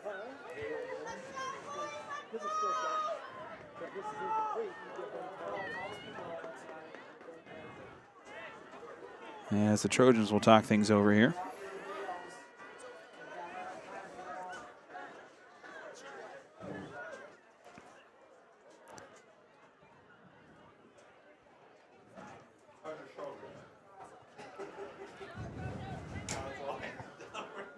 So the clock will read 3.5 seconds out of this timeout. South Tama has the ball on the 42-yard line in Charles City territory.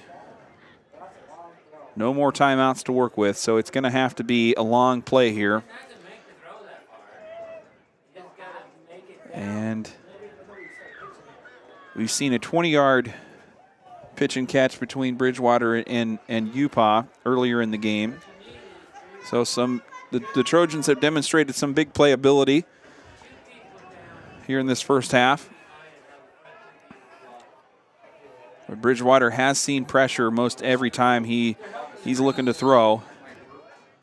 So now the receivers on the far side here are going to be Brandon and Upa. Bridgewater looking right, going deep down the field. Nolan Upa will go up for the free ball, and that'll be incomplete. The pass was long, and that will do it. The end of the half, the score will remain South Tama 6, Charles City 0 as we go into the Gary Bach State Farm Insurance halftime show.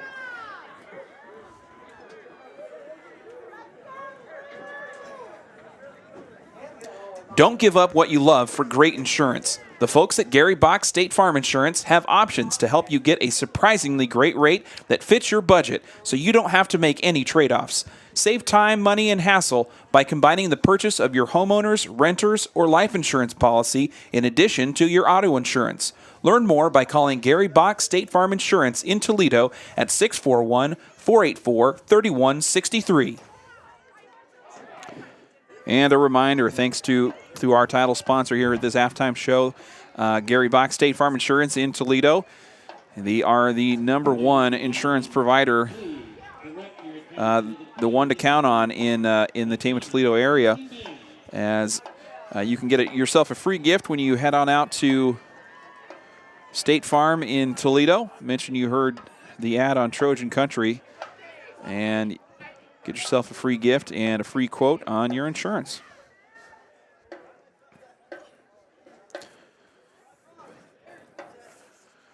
All right, before we get into our interview with Tommy Tynisma, just going to take a look at where this STC cross-country team is at this moment, and where the program is kind of headed into the state qualifying meet week. Next week it was WAMAC conference meet week this past week, or this current week. I don't know what week it is, but it is it's Friday night, and it's cold out here in Charles City. But anyway, South Tama, the boys and girls teams on the road to Independence for the WAMAC conference meet last evening. The South Tama boys finished 4th behind Marion, the winner with 61 points. Mount Vernon Lisbon came in at number 2 with 71 points. And then it was really a battle for 3rd and 4th. Solon got the edge there at 92, and South Tama came in at 98 points. So just a narrow narrow margin separating South Tama from a third-place finish there in a very talented WAMAC conference. So individual results for the Trojans. Tommy Tynisma finished second overall to, I think, top-ranked runner Jedediah Osgood from Marion. He's leading Class 3A this year. And Osgood kind of finished with a comfortable lead against Tynisma in the field up in Independence. Tynisma finished with a time of 16:27. James Brandt came in fifth overall and finished with a time of 17:0.5. Braxton Roars came in third for the South Tama roster, finished 16th overall. Roars with a time of 17:34. And then rounding out the back half of the South Tama roster, Cade Rosenberger finished 35th. Caden Kopsa finished 40th. Barrett Jacina, the freshman, finished 44th. And Holden Shermer finished 59th at the conference meet in Independence. On the girls' side, Kayla Heck was the leader. The senior captain finished 52nd overall with a time of 23:53. Autumn Ellsbury, not far behind, finished 59th with a time of 25:29. And rounding out the roster for the girls' side, Andrea Padilla finished 60th, Alex Castanon 66th, and Maribel Castanon finished 69th overall on the girls' race. Next up for South Tama, the boys and girls head to Washington for the state qualifying meet on Wednesday, October 19th. So a rare Wednesday contest for 3A schools next week. And it's going to be a stacked field. Some very talented teams to be in the mix.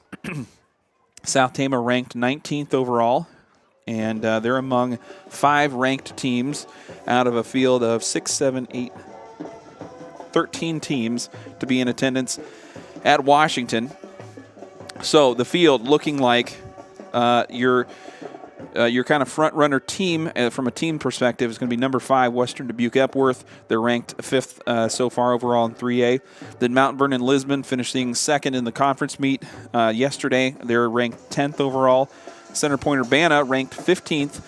However, South Tama finishing well ahead of CPU, as the next team below the Trojans was Clear Creek Amana at the conference meet, and they finished with 111 points. So 10 plus points off the South Tama pace there, and CPU still below them.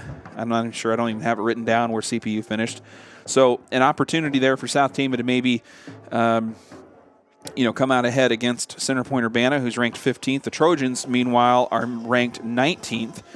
And the other ranked team, and they're really going to be could be, at least on paper, the difference maker, kind of the key team here. It's going to be Washington, ranked number 17th. So the Trojans looking to position themselves for that third place district qualifying meet finish. The top 3 overall teams qualify for the state meet. South Tama has never qualified as a team for the state cross-country meet in the boys' side. So they have an opportunity here, as they're among the top-ranked teams in this field, and they'll have a shot to maybe come into that third place spot in next week, Wednesday. All right, we're going to take a quick break. We'll be right back with our interview with Tommy Tynisma. Trojan. So what are we watching tonight? Cat videos or DIY tutorials? Neither. Tonight we are premium streaming. How? My State Farm agent helped me save money on my auto insurance with safe driving discounts, so I don't have to give up the things I love. Oh, now we can watch the new season of Iris the Internet Cat. Cue it up. For surprisingly great rates, visit Gary Bach State Farm in Toledo for a free quote today. Individual premiums and budgets will vary by customer. All applicants subject to State Farm underwriting requirements. It's time for another Captain's Connection. Today we are talking with STC varsity cross-country captain Tommy Tynisma. Tommy, how are you today? Pretty good. How are you? Excellent. I'm wonderful. Thank you for asking. Tell us first, what grade are you, and how long have you been doing running sports, cross-country or track? I'm currently a junior in high school, and I've been running probably since the age of 8. Like, probably my first 5K was in 8, but I've been actually like running sports in 7th grade. Do you feel you run track, run cross country? Has this been kind of the main sport for you? I know basketball is another one for you in the winter. Is this kind of the feature activity, feature sport for you? Oh yeah, most definitely. It's the one I see myself the most, like, best in, I guess you could say. Yeah. My most natural, gifted one. Tell us a bit about your family. That's a big part of this experience for a lot of student athletes. Who is your family, your parents, and your siblings, and what role have they played in your career as a runner? I'll start off with my dad. He's my coach, so like he kind of just, we got that connection, and he does a lot for me, make sure I'm feeling all right, make sure I'm doing fine, and doing the workouts that I need to be doing, and make sure I'm staying healthy. My mom, she cooks for me and make sure that like all my clothes are washed, and make sure I'm doing get everything doing right. My older brother, I looked up to him a lot. Same with my other sisters, Belle and Joe. Like, I looked up to them my whole life, seeing what they're doing, running track, going to state meets and stuff. And I've just been there and experiencing that. Just something that I wanted to look forward to, and something to work towards.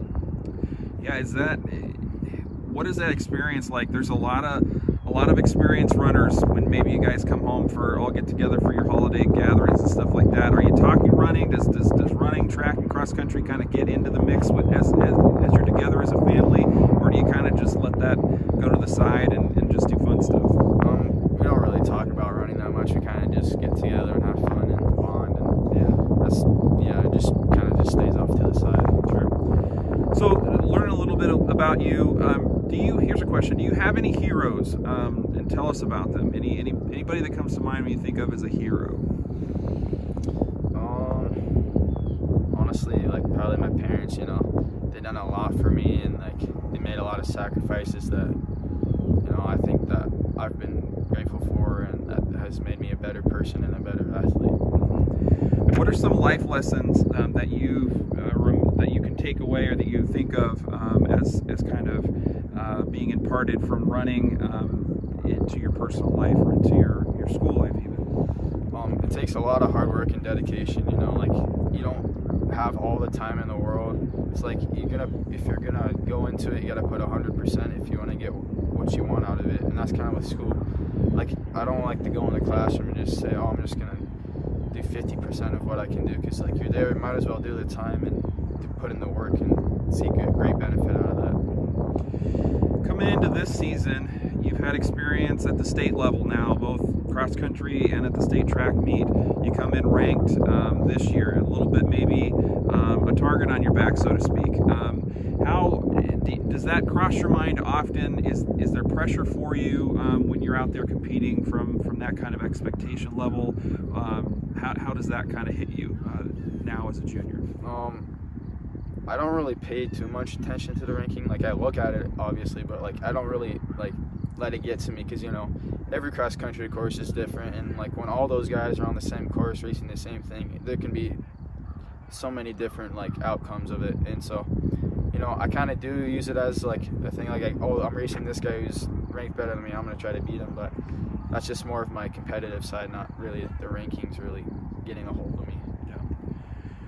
Speaking of different cross-country courses, do you have a favorite course that you like to compete on, or a favorite destination that you like to just go to when the team is traveling? Anything that comes to mind there?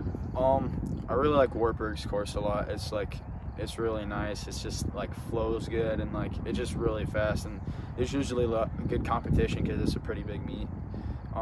Also like Montezuma's meet, because our team usually ends up winning it. It's just a good team, like as a whole, like we all just fit good together. And also state meet's pretty fun too, but yeah. How would you describe the state meet experience for those that don't travel up? Fort Dodge is kind of a ways away. For those that haven't gone up there or haven't had that experience themselves, what is that state atmosphere like in your words? It's like no other. Like, there's just people everywhere you go, just screaming at you the whole time. Just kids on the sidelines. You can see team flags flying up in the air, and just people. You can just see people running like from spot to spot to yell at you. it's really fun and like exhilarating. Give me your assessment of the cross-country season so far. You guys are kind of at the midpoint here, or maybe a little beyond that, and looking towards some postseason races. How do you feel like you've been performing so far, and kind of what is your feeling about where this team is at as a boys unit for South Tama?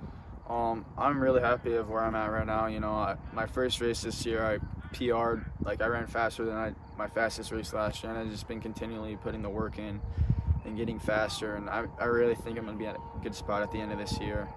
And this team, you know, we started off okay. I didn't really like where we were at the beginning, but you know, I just kept telling them, put in the work, it'll pay off. And you know, we kind of saw that on Saturday. Independence kids were running faster than they ever have. And you know, by the end of the season, as long as we stay healthy and keep putting the work in, I really think we have a shot to make it to the state meet. That's our end goal right there. Right. When you're getting ready for a meet, it's time to, you know, kind of get into the competition mode. Do you have any pregame superstitions or rituals or stuff that you kind of have to do as you're getting ready to run or getting ready to go? Anything comes to mind there? I don't know. I like to drink like a water and then probably like a Gatorade, and then maybe shave up my sideburns a bit, Right. But keep the stash there. Yeah. And then, I don't know, just make sure I'm feeling good and awake enough, and just maybe turn on some music and listen to some music. Yep. Okay. So even though you kind of think of cross country and track is pretty minimal when it comes to equipment, and it's just pretty minimal uniforms, shoes, you go out there and run. From my experience observing these events, especially the bigger events like state and the bigger regular season meets, there's a certain element of fashion that comes into play with runners in terms of just their hair sometimes, or the stuff they're wearing, or their shoes, or anything like that. What do you have any kind of favorite running apparel or accessories that you use during the season, or that you use during training, anything like that? The shoes, Nike Vaporfly Next Percents, those are really nice. They're carbon plated. They're pretty, like, they're really popular among people. Like, they're really good shoes. I like to train in them. You know, helps recover faster, and like you can go faster during workouts. Short shorts, like 3-inch split shorts, they're nice. You know, less drag and resistance. Yeah, that's pretty popular among runners as well. And sunglasses too, you know, it's just, and sunglasses like two purposes: keeps the sun out of your eyes and the bugs. It's kind of gets annoying when bugs find your eyes. And you get to keep a poker face. Nobody can see what's going on there. That's important too. Yeah. All right, we're going to wrap up. Oh, no, let me do the leadership question here. What does leadership look like to you as a captain of this cross-country team? When you think about leadership, how does that play out for you as a cross-country captain and as a junior? You still got a year to go. How has you kind of felt about that role coming into it? I like this role. I mean, I don't like to be too stern. You know, we can be goofy at some points, but like when we need to be serious, I'm telling guys, hey, let's be serious. In school, I'm making sure, like, I'm keeping an eye out for the guys to make sure they're not doing anything too stupid, or make sure they're doing good in school. And yeah, I'm just glad I get to be the captain this year, and I'm looking forward to next year. You know, I'm telling the freshmen, you know, keeping them in line, and I'm bringing them to this part of the culture of their team. Yeah, absolutely. All right, let's wrap up with some lightning round questions. First one, it's going to be Hawkeyes or Cyclones? Cyclones. What's your favorite junk food? Probably ice cream. If you could live anywhere in the world, where would it be? Or if you could visit anywhere in the world? Let's do Australia. Casey's or Quickstar? Quickstar. Good answer. What is your favorite childhood memory? Going to my grandma's in North Carolina every summer. Summer or winter? Summer. And El Cerrito or A9 Chinese? El Cerrito. All right, you heard it here first. That's been South Tama cross country captain Tommy Tynisma. Best of luck to you, Tommy, and we hope to see you at the state meet this fall.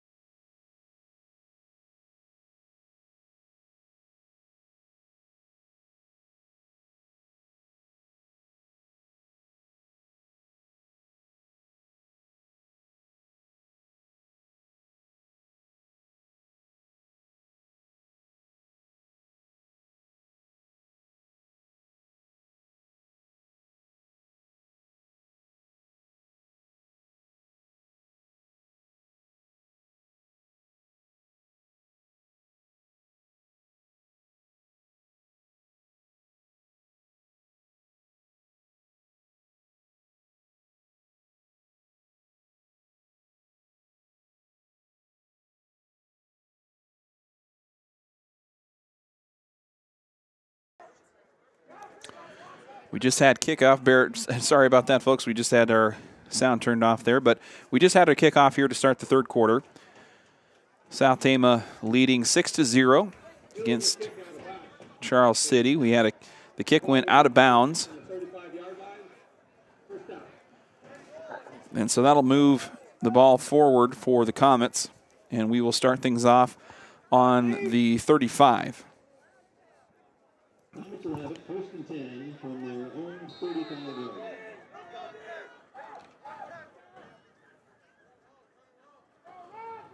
First and 10 for quarterback Jordan Foster and the Comets. I think we might have, nope, we've got Blunt in. Quarterback keep up the middle, and gain of about 4 on that carry.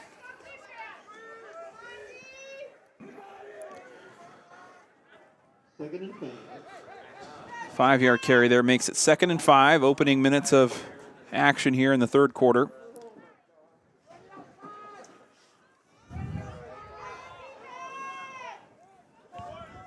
Foster with a full backfield behind him. Nope, Blunt again. So Caden Blunt, the quarterback. A handoff up the middle. Positive yards there by Ethan Peterson. Peterson listed as a tight end. He's the ball carrier in this last play. That'll move the chains for the Comets.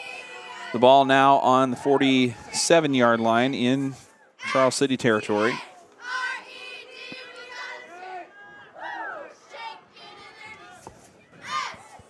Blunt in the shotgun. 3 backs in the backfield. Hand off to Lopez. Lopez sprinting to the sideline, getting free, and finally he's going to get knocked out of bounds, but a huge run there by senior running back Nathan Lopez will swing things. I just probably doomed the South Tama chances there by preaching my confidence for South Tama's dominant position here in this second half. Nice looking run there by Lopez and the Charles City offense. So the ball now on the 14-yard line. 10:38 on the clock in the third quarter. Blunt, the ball carrier. Gain of about 5. And we've got 1st and goal now so gain of about 10 there. So 1st and goal on the 3.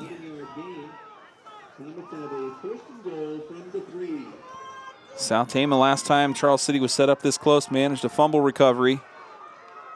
Caden Blunt, the quarterback, he's going to keep it. Runs right through a nice-sized hole on the right side of the line, and that'll be a touchdown. Charles City, the Comets score, and we've got ourselves a tie game.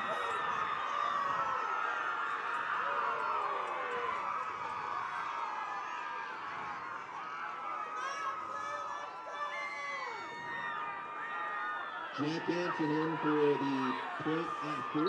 Jack Hansen coming on to kick the PAT. Trevor Peterson to hold.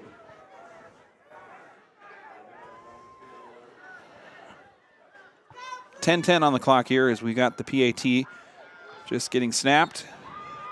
No good. We will stay locked at 6 as South Tama dealt an early blow in the third quarter as a big run by senior back Nathan Lopez moves the ball into the red zone territory, and a run by quarterback Caden Blunt caps it off. And so we're at 6-6 here early in the third quarter.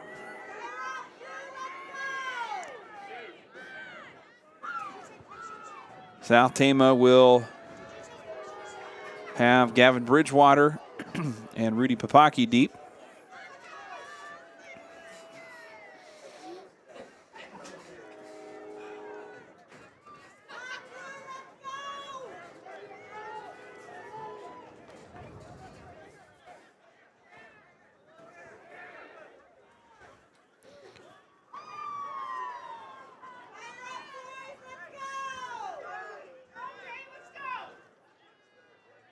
The Comets taking their time getting out to the setup for this kickoff here.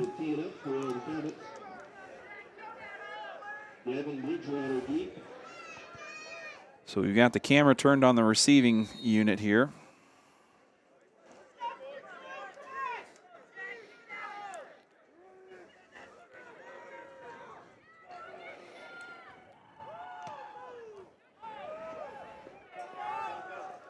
Ball's going to get picked up by Ethan. Nope, that was Cyrus Mathis, the ball carrier.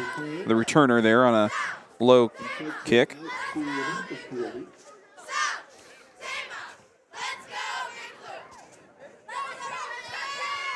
So the return by Mathis sets the ball up on the 42-yard line in their own territory.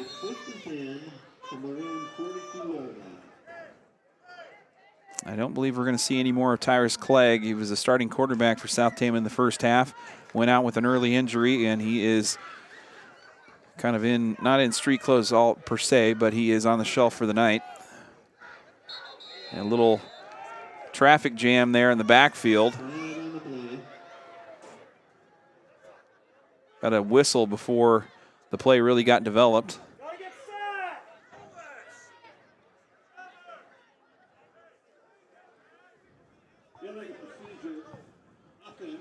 Going to be an illegal procedure called against South Tama, and so that will move the ball back for the Trojans. So penalties continue to plague the Trojans throughout this one. 1st and 15 now on the 37. With the penalty, 1st and 15, Trojan. Bridgewater in the shotgun, rolling left, 2 blockers off to the side, looking for the sideline. Stiff arm and brought down after a short gain.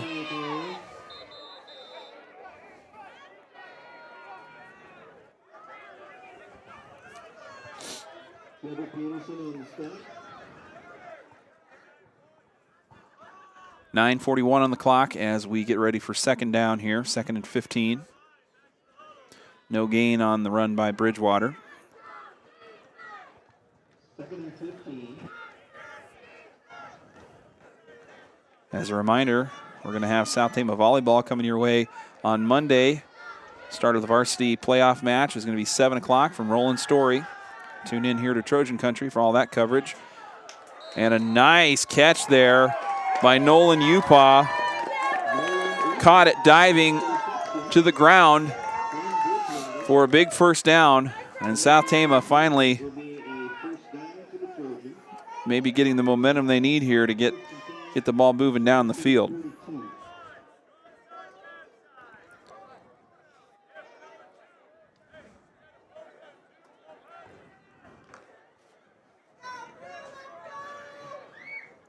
Bridgewater on 1st and 10. Looking to pass. Off his back foot. Swatted to the ground by number 11, Micah Hillhouse. The intended receiver was Rudy Papaki. Incomplete, brings up 2nd down. Micah Hillhouse with a nice play on defense. Incomplete. 2nd and 10 on the 42. Nolan Upaw having a season-high performance here. Don't have his numbers tallied up, but for sure his best performance so far from a yards perspective is he's grabbed a couple of oh my gosh, that was a brutal stiff arm there from Bridgewater in the backfield. He's going to be knocked out of bounds near the line of scrimmage, so that's not going to move the ball much, but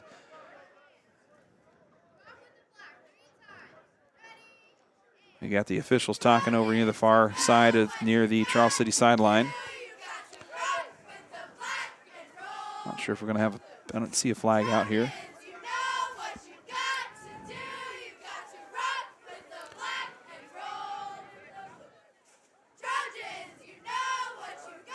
And the officials just talking to the Charles City sideline. Maybe some instructions about what to do and what not to do when the opposing quarterback runs into a crowd of Comets. Not sure, though. Oh, we do have a flag out. Okay. It's holding against South Tama. And that'll move the ball back.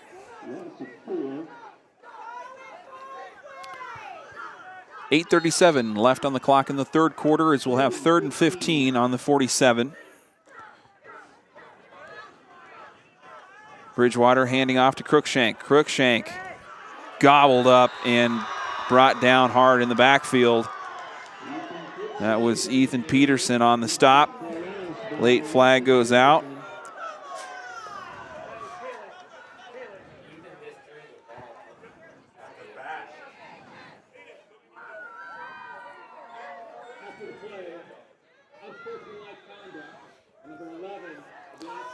And so Crookshank called for unsportsmanlike, and that will send the ball back further for South Tama. 4th down now, though.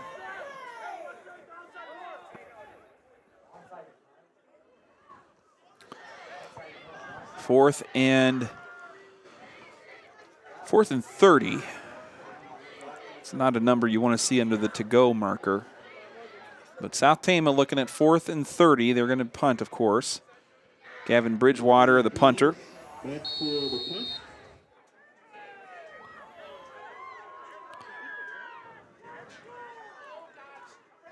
Low snap. Bridgewater scrambling. Pooch punt near the sideline. And I think that will just count as a punt. I didn't see anything to indicate that it wouldn't. So Bridgewater had a low snap, picked it up off the ground, pulled it up to his ear like he was going to throw or run, and then at the last second decided to fire off the kick. And so the drive will start off on the 49-yard line in Charles City territory. Let's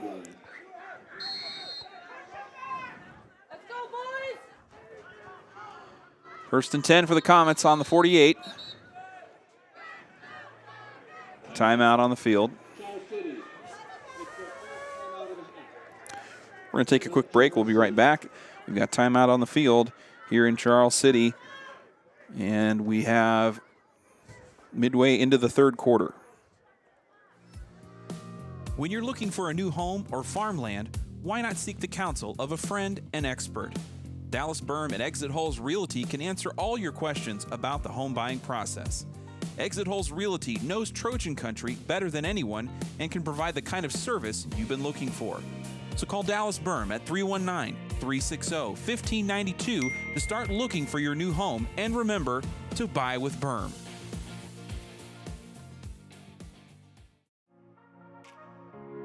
Mercy Care Tama is a proud supporter of South Tama County High School sports. The dedicated staff at Mercy Care Tama offer you and your family the highest quality professional care enhanced by the Mercy Touch. Coming in out of the timeout, it will be 1st and 10 for the Comets. They've got Caden Blunt. Caden Blunt, the quarterback, handoff to Nathan Lopez.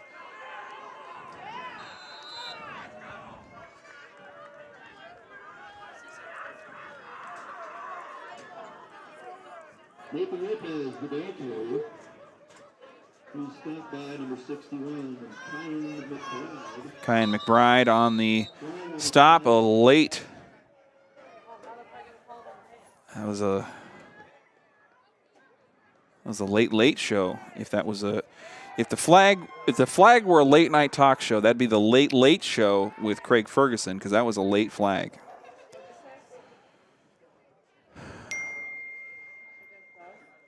We had a late flag after that last run play by Charles City.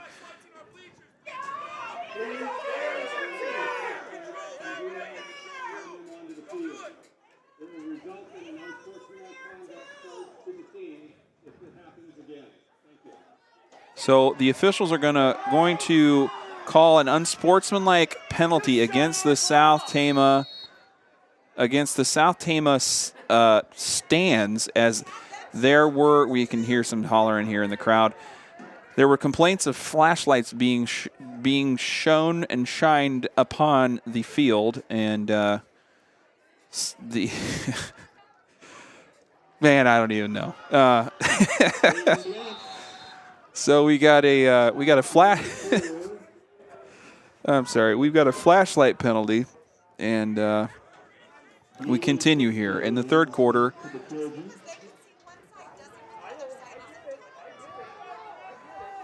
And short play here will bring up 3rd and 1 on the 44th. Charles City driving here.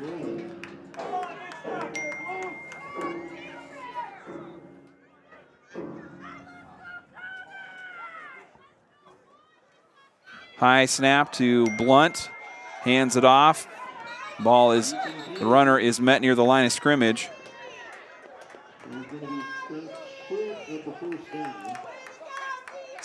So for those wondering what just happened there a couple minutes ago, it appears that there were fans on the South Tama side shining flashlights onto the field at the field. The PA announcer made an announcement for the crowd to turn any flashlights off. I can't see because I'm behind the South Tama sideline here on the away side of the field, and so that didn't happen apparently after the PA announcement, and so they got whistled for an unsportsmanlike. The crowd did, and so that leaves us here with Charles City continuing their offensive drive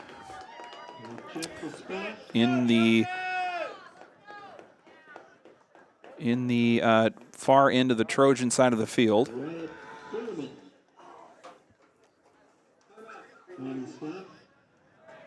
Got another stop. We got a timeout as the pylons are going to come out to measure the distance here.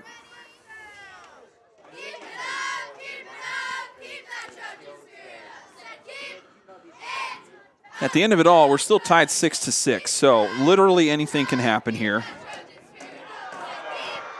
Going to be a first down. You can see the Charles City side reacting. So a first down run by the Comets gives them the ball on the 44. First and 10 Comets. Up to 4th and 1. Ball spotted at the South Tama 42. Caden Blunt still in at quarterback. We haven't seen Jordan Foster, the starter, back in this second half at all. Blunt gets free down the sideline, still running near the 20, and finally knocked out of bounds.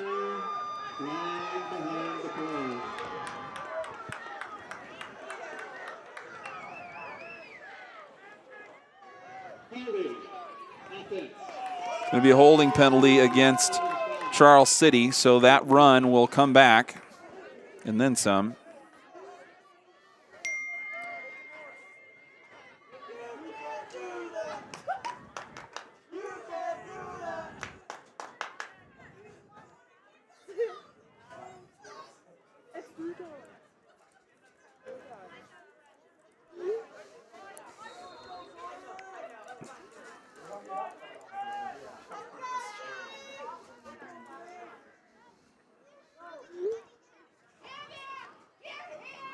On first and long here, the Comets will be driven back beyond the line of scrimmage. Cyrus Mathis on the stop for South Tama. And that will bring up second and even longer.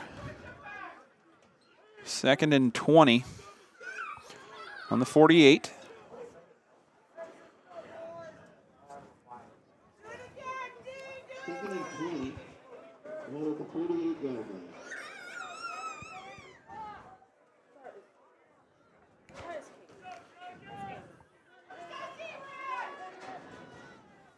Caden Blunt, the quarterback in the shotgun, two backs behind him on either side. Blunt looking to throw deep down the field.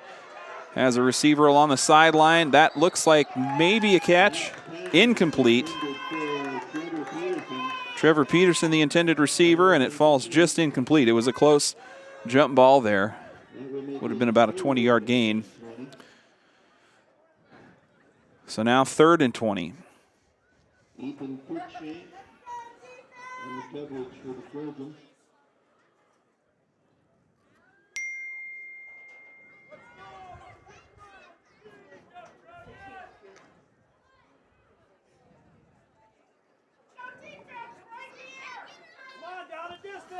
Third down coming here with Blunt still in the shotgun.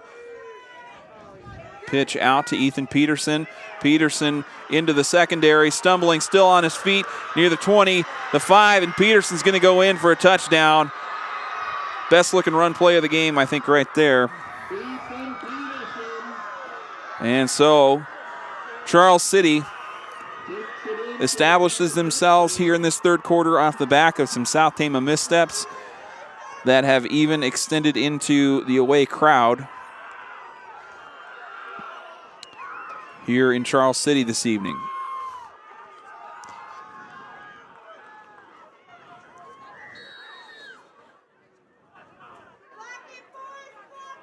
Jack Hansen in for the point after. PAT coming from Hansen. This one's good, and that'll make it 13-6. And a new score, Charles City 13, South Tama 6. And any of this Comet touchdown, Fidelity Bank and Trust donates $25 to the Comet Booster Club. Thank you to our sponsors this evening: Gary Bach, State Farm Insurance, Iowa Premium, Mercy Care Tama, Appraisal and Real Estate Services, Medicap Toledo, Sharon Weber's in Toledo, Sarah Smith for Iowa, State Bank of Toledo, S&S Car Wash, the Tama Pump, Dallas Berm Exit Halls Realty, Assured Partners in Toledo, and the Farmer's Daughter Photography.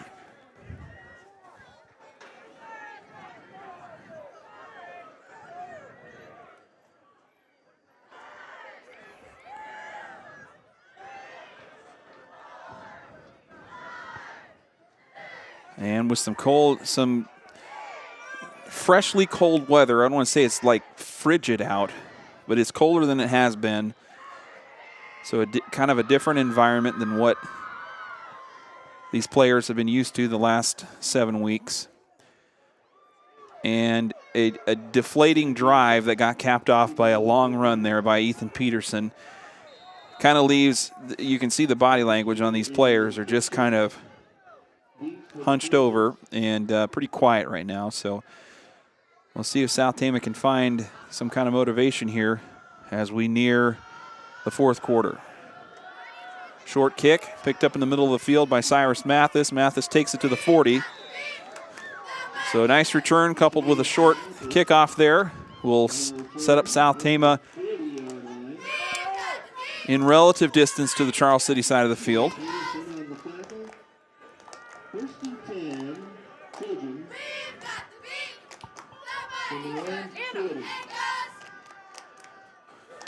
So to recap the scoring, South Tama got in the end zone first. It was late in the first half. A long drive that got started off of a fumble recovery by Damian Benner was capped off.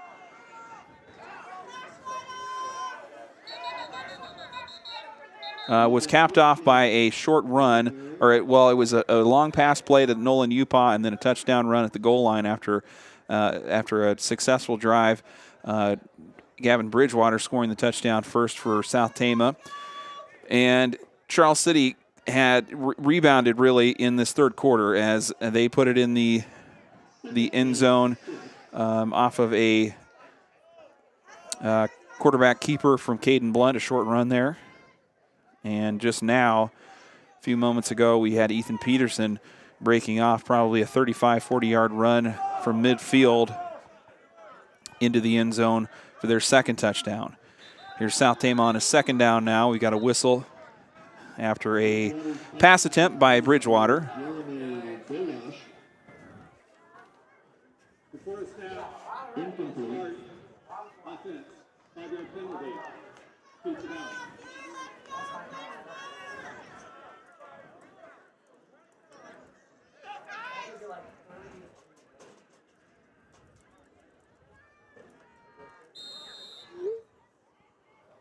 So now that'll be 2nd and 12 for the Trojans on the 39 in their own territory.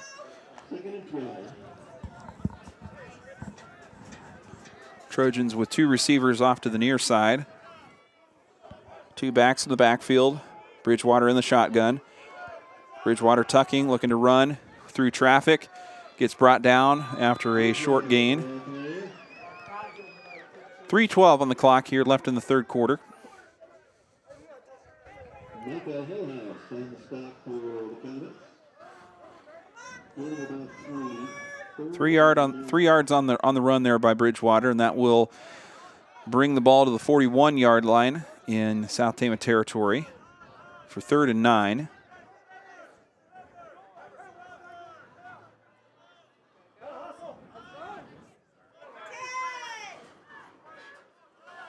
Short time on the play clock here as South Tama runs to the line of scrimmage.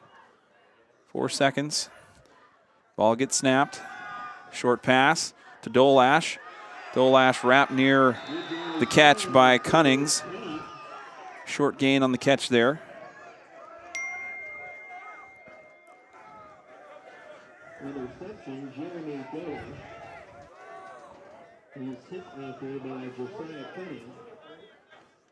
So now 4th down after the short catch by Dolash. South Tama will be looking at a 4th and 9 with the ball still on the 41, 42 now.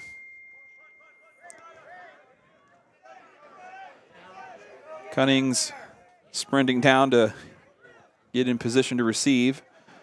The punt from Gavin Bridgewater. Fake punt. It's going to be a handoff to Crookshank. Crookshank up the sideline, still free. It's going to be a 1st down and then some. Crookshank able to convert as South Tama gets in the trick play. And the fake out there by Crookshank keeps the drive alive. Maybe a penalty, though. We're not moving the chains just yet. Oh, sneaky business. Yeah, we got a flag. Oh, holding on the offense. So that's going to come back, and we're going to have 4th down and then some.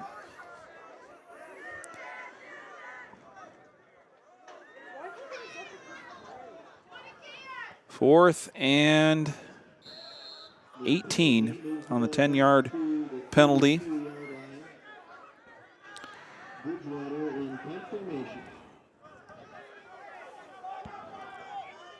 Bridgewater to punt now.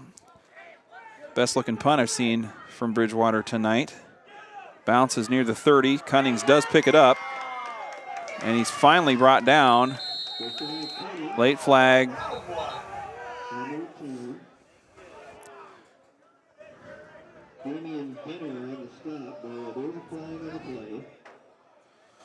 Still waiting to see what the call is going to be there.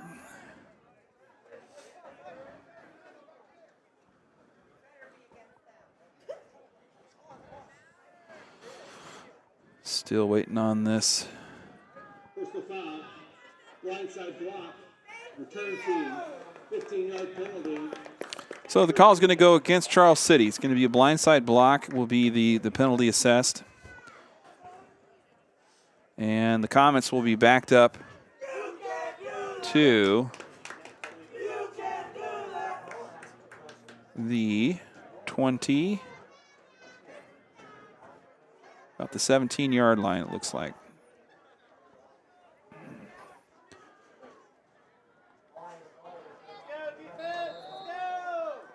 First and 10 Comets from their own 16-yard line.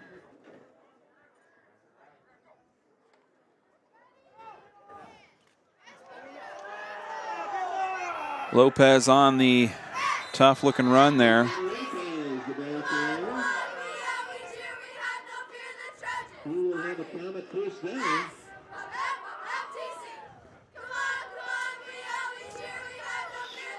Lopez all around to the 31.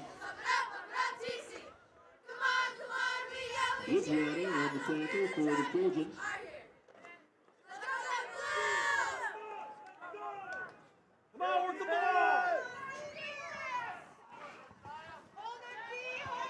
First and 10 for the Comets on the 31-yard line. Run up the middle. Makes his way down to the 40. Just about to the end of the fourth quarter we go here. 28.5 seconds on the clock. The first down run there by the Charles City Comets sets them up on the 41-yard line. Clock running here, so we might just flip the field.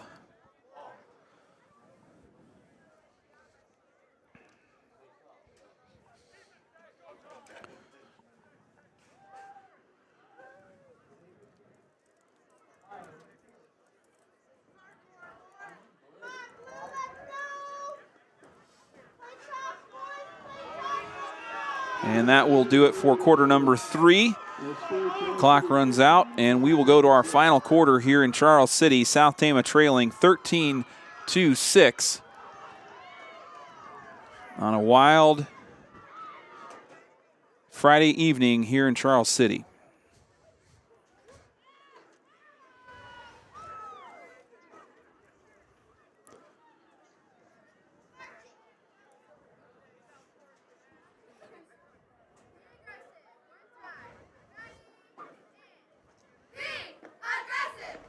Located in the heart of corn and cattle country, Iowa Premium procures and processes only corn-fed Black Angus cattle that come hand-selected from family farms in Iowa and neighboring states.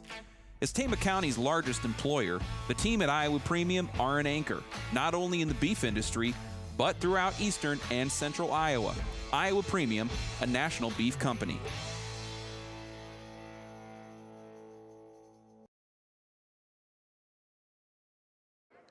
All right, we're ready to start quarter number 4. South Tama trailing 13-6 as we flip the field in the middle of the field. As Charles City will have first and 10 on the 41 now. Blunt, the quarterback. It's going to be a handoff to Lopez. Lopez working through tacklers, gets to the sideline, gain of maybe 6 or 7 yards on that carry. Pushed out of bounds by Eddie Garcia. Our third quarter yard line raffle winner is Mike McCarty. Gain of about Mike McCarty, you are the winner of the third quarter. 7 on that carry. So 2nd and 3 with the ball on the 48. 2nd and 3. 2 receivers split out wide for Blunt, who is in kind of subbing for Foster. They've not been working 2 quarterbacks this season. We saw Foster go down with an injury, came back shortly, but we have not seen him in this second half, so you wonder if they looked at him at halftime and saw something they didn't like and shut him down. So we've seen Caden Blunt working at quarterback. He's a running back type and has done a good job kind of managing the offense and keeping things moving. And with a running threat at quarterback, a little bit bigger of a body than Foster. That's provided some punch for Charles City here as they have South Tama on their back foot. A pitch out to Peterson. Peterson broke a big one last time. He's free along the sideline again. Finally gets knocked out, but not after a big gain near the 20-yard line. Papaki on the tackle for South Tama. And now we're at the 21-yard line, just outside of the STC red zone.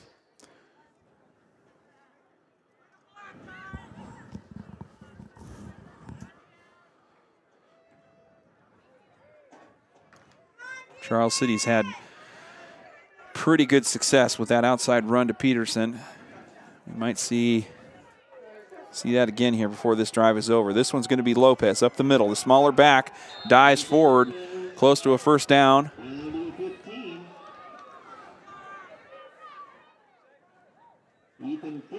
Crookshank, the tackler, and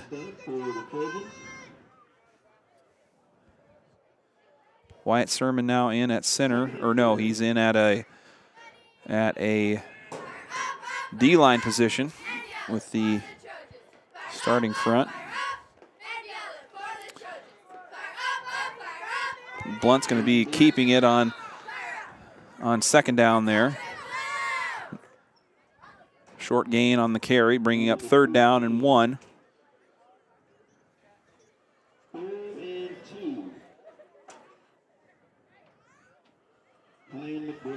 3rd and 2 for the Comets. They're on the 13-yard line.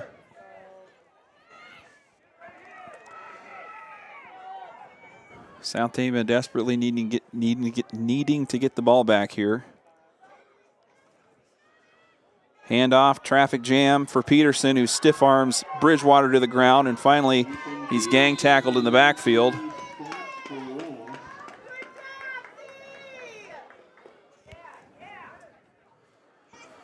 So the South Tama defense holds firm there on 3rd, and that'll bring up 4th down. 4th and 2 on the 21.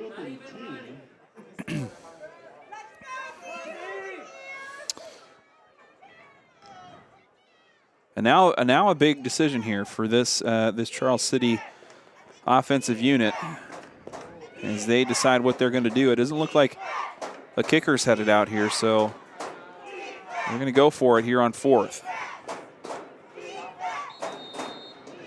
Timeout now. And so we're going to have a break here before we get this 4th down. It's going to be called for the Comets, so we got a timeout on the field. We'll be right back after this. You're listening to Trojan Country.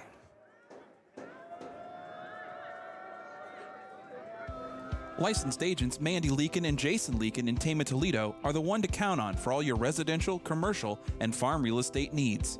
For most of us, buying a home is one of the largest investments of a lifetime. Choosing the right professional can save you time and make home buying a smooth process. Call 641-751-3021 to find out how the team at Appraisal and Real Estate Services can serve you.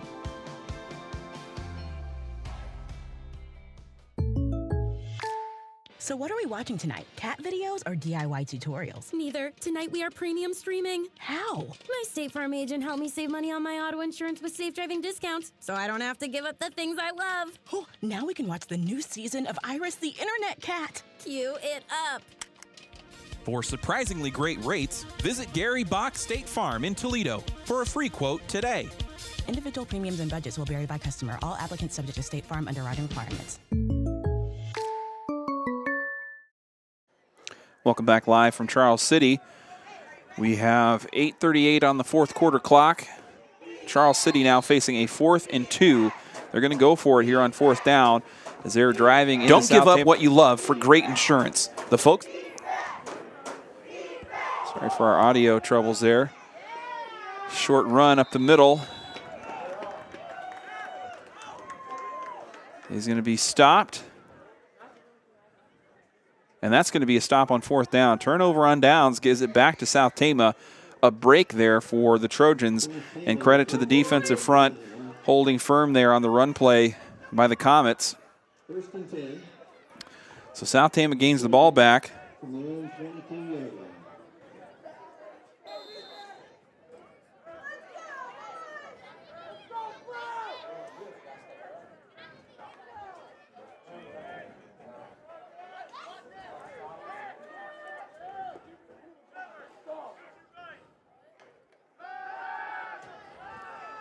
Pass play, downfield. Intended receiver was Papaki. Bridgewater's pass intended for number 10, Rudy Papaki. Incomplete. 2nd and 10 now on the 22-yard line. South Tama after the 4 and out.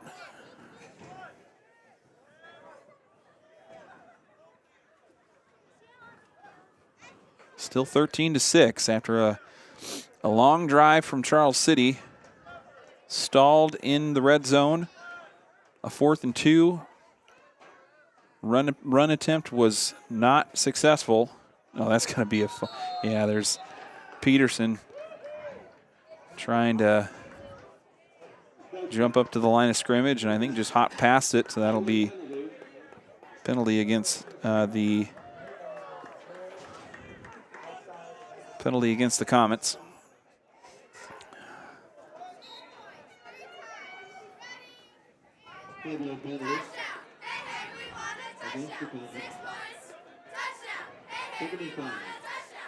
So now Bridgewater in the shotgun with 2nd and 5. So 5 yards on the penalty.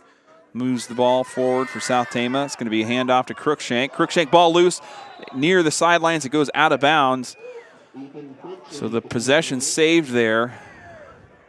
As Crookshank had contact after just got to the line of scrimmage with that one, and that'll bring up 3rd down now for South Tama. So some quick movement through this first series brings up 3rd down and 5.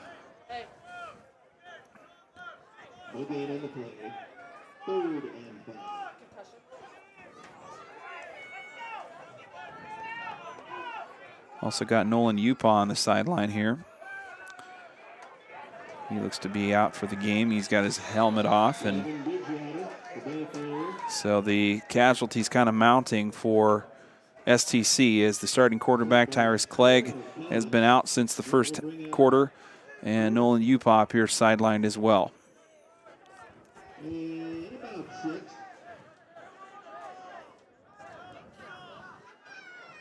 4th and 6 now for South Tama.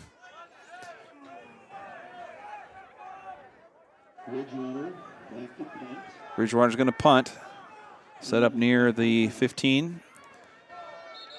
And a flag is going to be out. Delay a game maybe. Nope, it's going to be false start against South Tama, and so that will move the punt further back.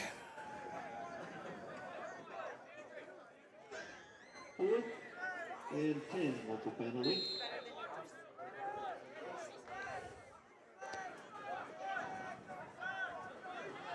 So Bridgewater now looking at the 10-yard line. It's the punt away, high punt for Cunnings, who picks it up at the 45. And he is brought down just inside the 50 on the South Tama side of the field.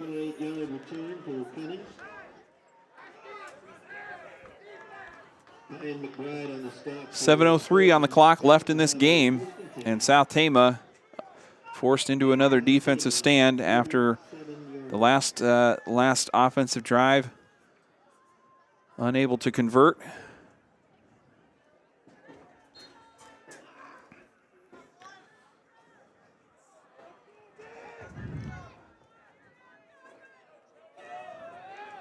And so here's Blunt and the Comets. Running formation, handoff to Lopez. Lopez maneuvering through traffic. He's been pretty elusive. And he's drugged down after a gain of about 7. Got a flag out. 2nd and 3. Ball at the 40. Oh no, don't see a flag that time. Sorry about that. 6:34 on the clock, 2nd down and 3 on the 40 for Charles City. So they're trying to widen their lead here late into the game.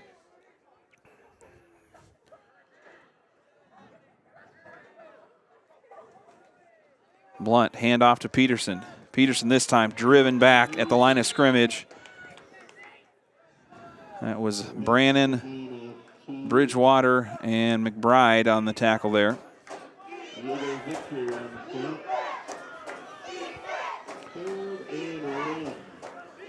3rd and 1 now for South Tama.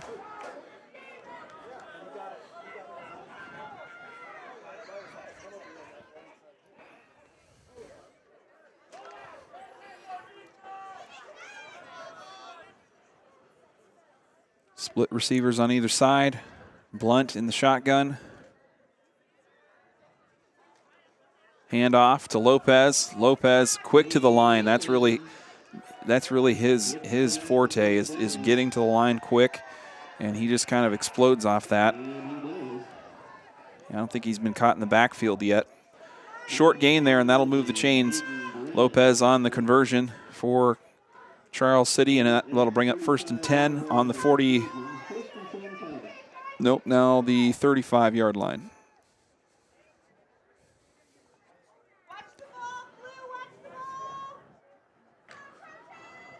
.509 on the clock here as Charles City continues to drive into South Tama territory. Blunt tucking, running right into the sideline.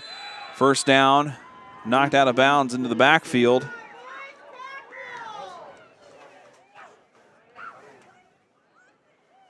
And so now Charles City knocking on the door in red zone territory again.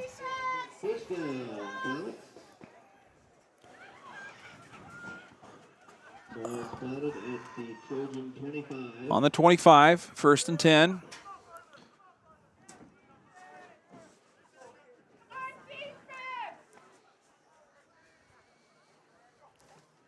Blunt rolling left. Quarterback keep up the middle. About 3 yards there. 5 yards. 5 yards on the carry by Blunt makes it 2nd and 5. Got to be the toughest moment here for South Tama, as a lot of these kids playing both ways have to be exhausted in pretty frigid conditions as well. 2nd and 5 on the 20 here for Charles City.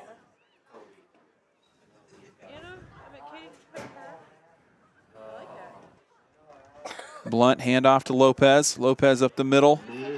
Brought down after a short gain. See if it's enough for a first. I think it's going to be close.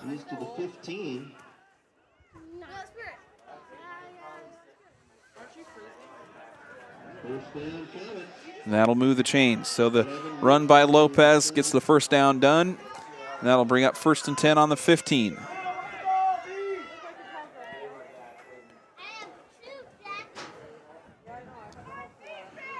A reminder, we'll have South Tama's regular season finale coming up next Friday. It'll be myself and Nate Van Dyke on the call.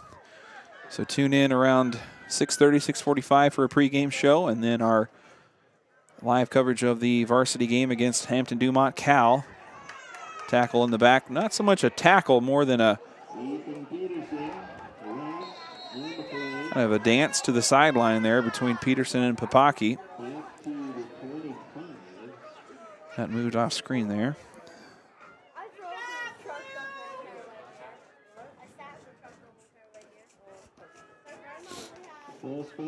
So the tackle for a loss there makes it 2nd and close to 20. The ball moved back to the 25.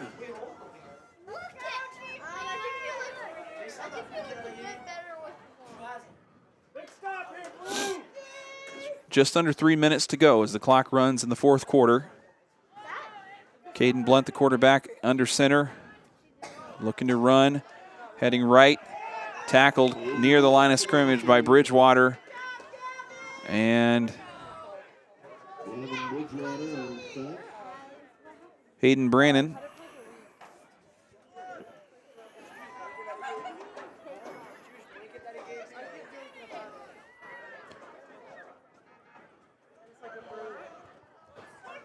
So that'll bring up 3rd and 18 on the 23-yard line as we near the 2-minute mark.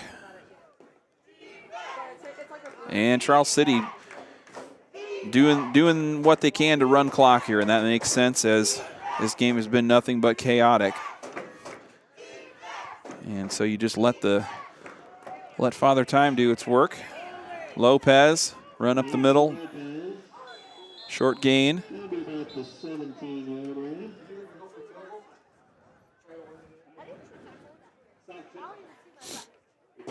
Trojan's going to take a timeout here. Oh, no Charles City on the timeout.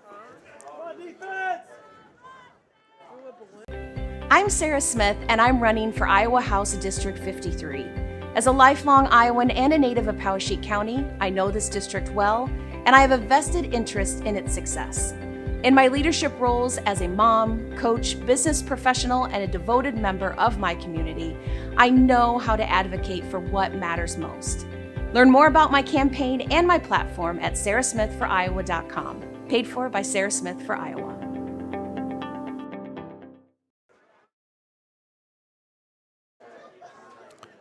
South Tama on a timeout here.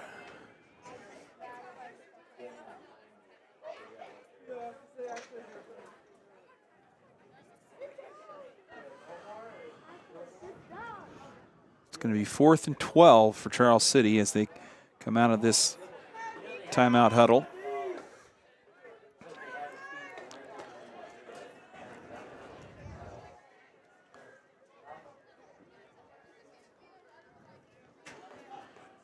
And I don't believe I see a PAT kicker heading out.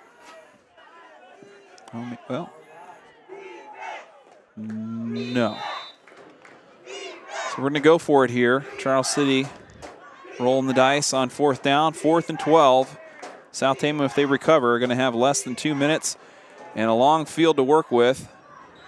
Flag on the pass play there by Blunt, looking for Cummins down the left sideline. I think Papaki was the cover on that one.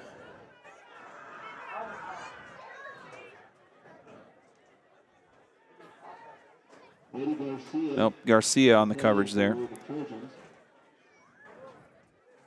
So that'll be pass interference against South Tama. And that'll get the job done on 4th down. It will not be a first down. It's still 4th down. Oh, no, it doesn't. So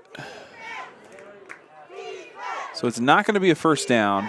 The play is just going to move ahead to the 12-yard line is where we're headed. So we got a 5-yard penalty.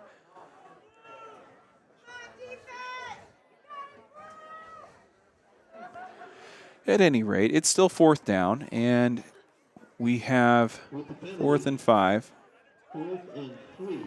4th and 3 for Charles City. So still a precarious situation here for the Comets as they're just one possession removed, and there's a run by Lopez, stopped by the South Tama front line. Jacob Youngbear and a host of Trojans in on the tackle. That won't be enough.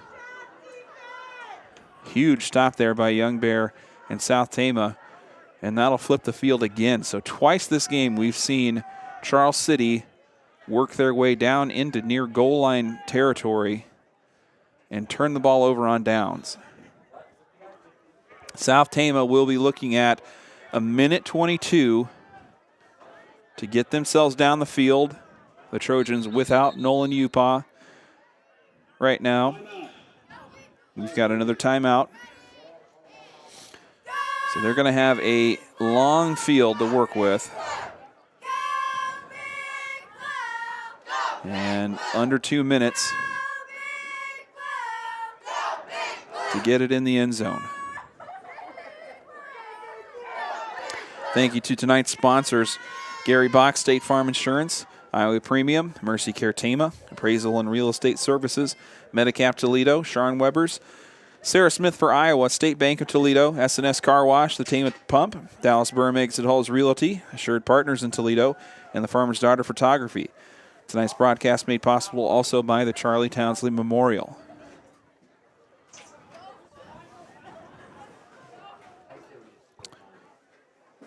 And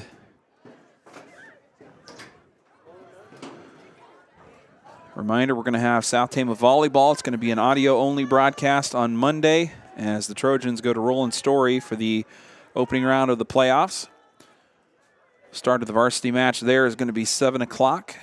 So tune in Monday for live play-by-play coverage of the STC volleyball playoff match. And then on Friday, we'll have South Tama and Hampton Dumont Cal squaring off in the regular season finale on Friday. An interception there by number 42,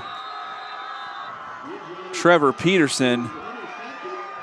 So Peterson, I believe, closes the door here on South Tama as Bridgewater looking down the middle of the field. I don't think he even picked up Peterson coming from the left side. And he just kind of swooped in like a crane, grabbed the ball out of the air, and that will give the ball back to Charles City. Still in the goal line territory, minute 14 on the clock. And it'll now be first and goal on the 3.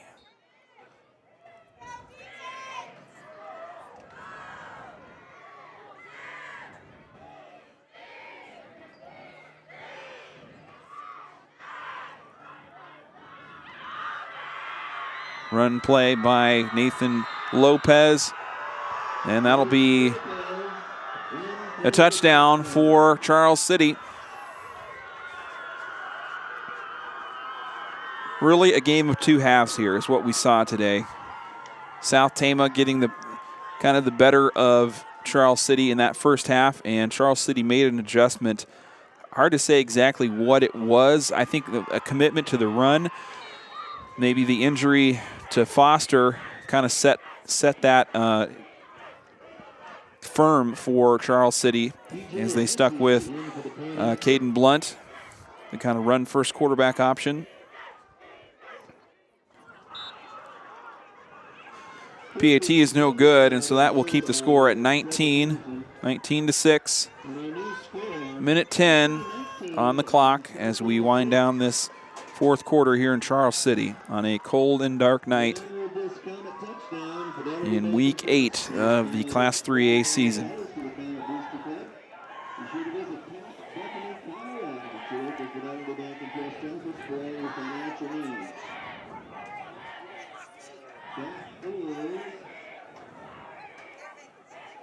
$75 tonight and $200 on the season. Thank you. Fidelity Bank and Trust.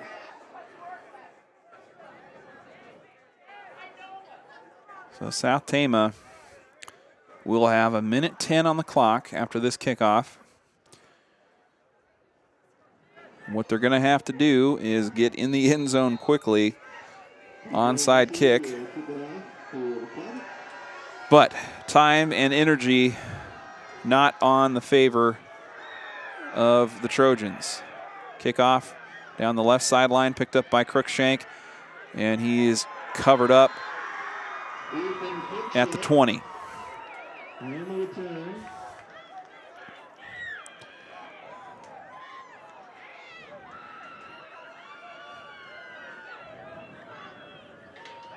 Nathan Lopez on the spot. South Tama will set up with a minute 4 on the clock on the 24-yard line. And they'll try and put a drive together here with a minute to go left in this game.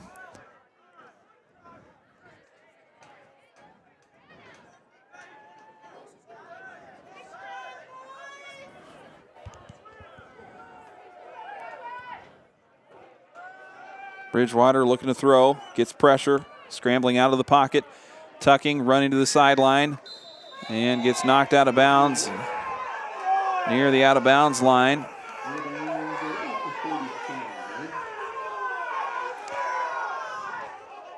The crowd reacting to a hit by Hillhouse. Late flag, 2 flags.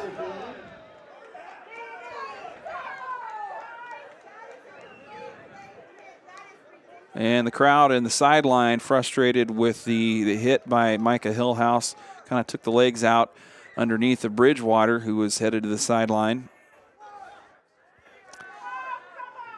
And so South Tama going to get rung up here for a few more penalties before we wrap this thing up. As the sideline for South Tama kind of came unglued there after that hit.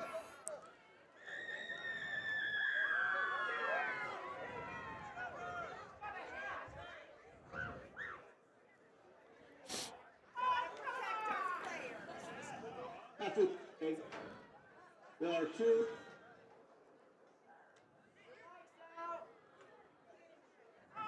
So I didn't get charge to the I think unsportsmanlike is going to be the call. 2 flags went out, so that will be stick South Tama right up against their own goal line here. penalty takes the ball back to the 9.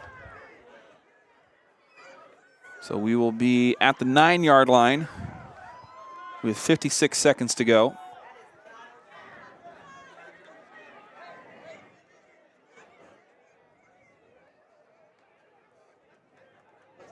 Down counts. Second down.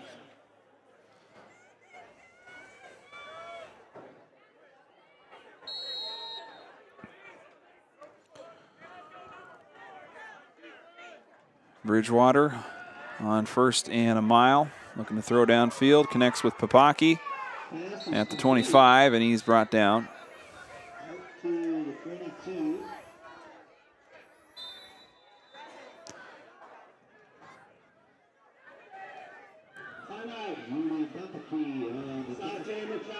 Trojan's going to take a timeout here. They've got 50.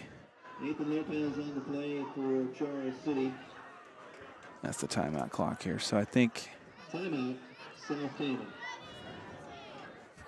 some more time bleed off. Hey, make sure to check out this week's Tama Toledo News Chronicle, as we say every week. Quick preview of what's going on in this week's paper. If you haven't picked one up yet, or you don't get it in your mailbox. On the front, we've got a nice 4-column photo of our homecoming royalty this year, Molly Wobeater, the Queen, and Rudy Papaki, the homecoming king. A feature of them on the front page. Then a story from Vanessa Rodebush about the Kinnick documentary that came to the Weeding Theater recently. Scott Siepker, the Iowa Nice Guy, as you may know him, came down and did a talk with the director as he directed that documentary. And so an article from Vanessa Rodebush on that. Some parade coverage from the homecoming parade. A nice spread on the back page from Robert Meharry detailing last week's CPU game, the varsity football coverage on the back page. Get an update from the Tama County Zoning Committee, who met, still talking about the wind turbine topic. So an update on that. Updates from 2 city councils and our local resident cartoonist, Michael D. Davis, and his weekly column or weekly cartoon, Local Lunacy. So make sure you can get yourself a News Chronicle. And a fumble in the backfield. Bridgewater pushed the field, a bad snap. Last on the play.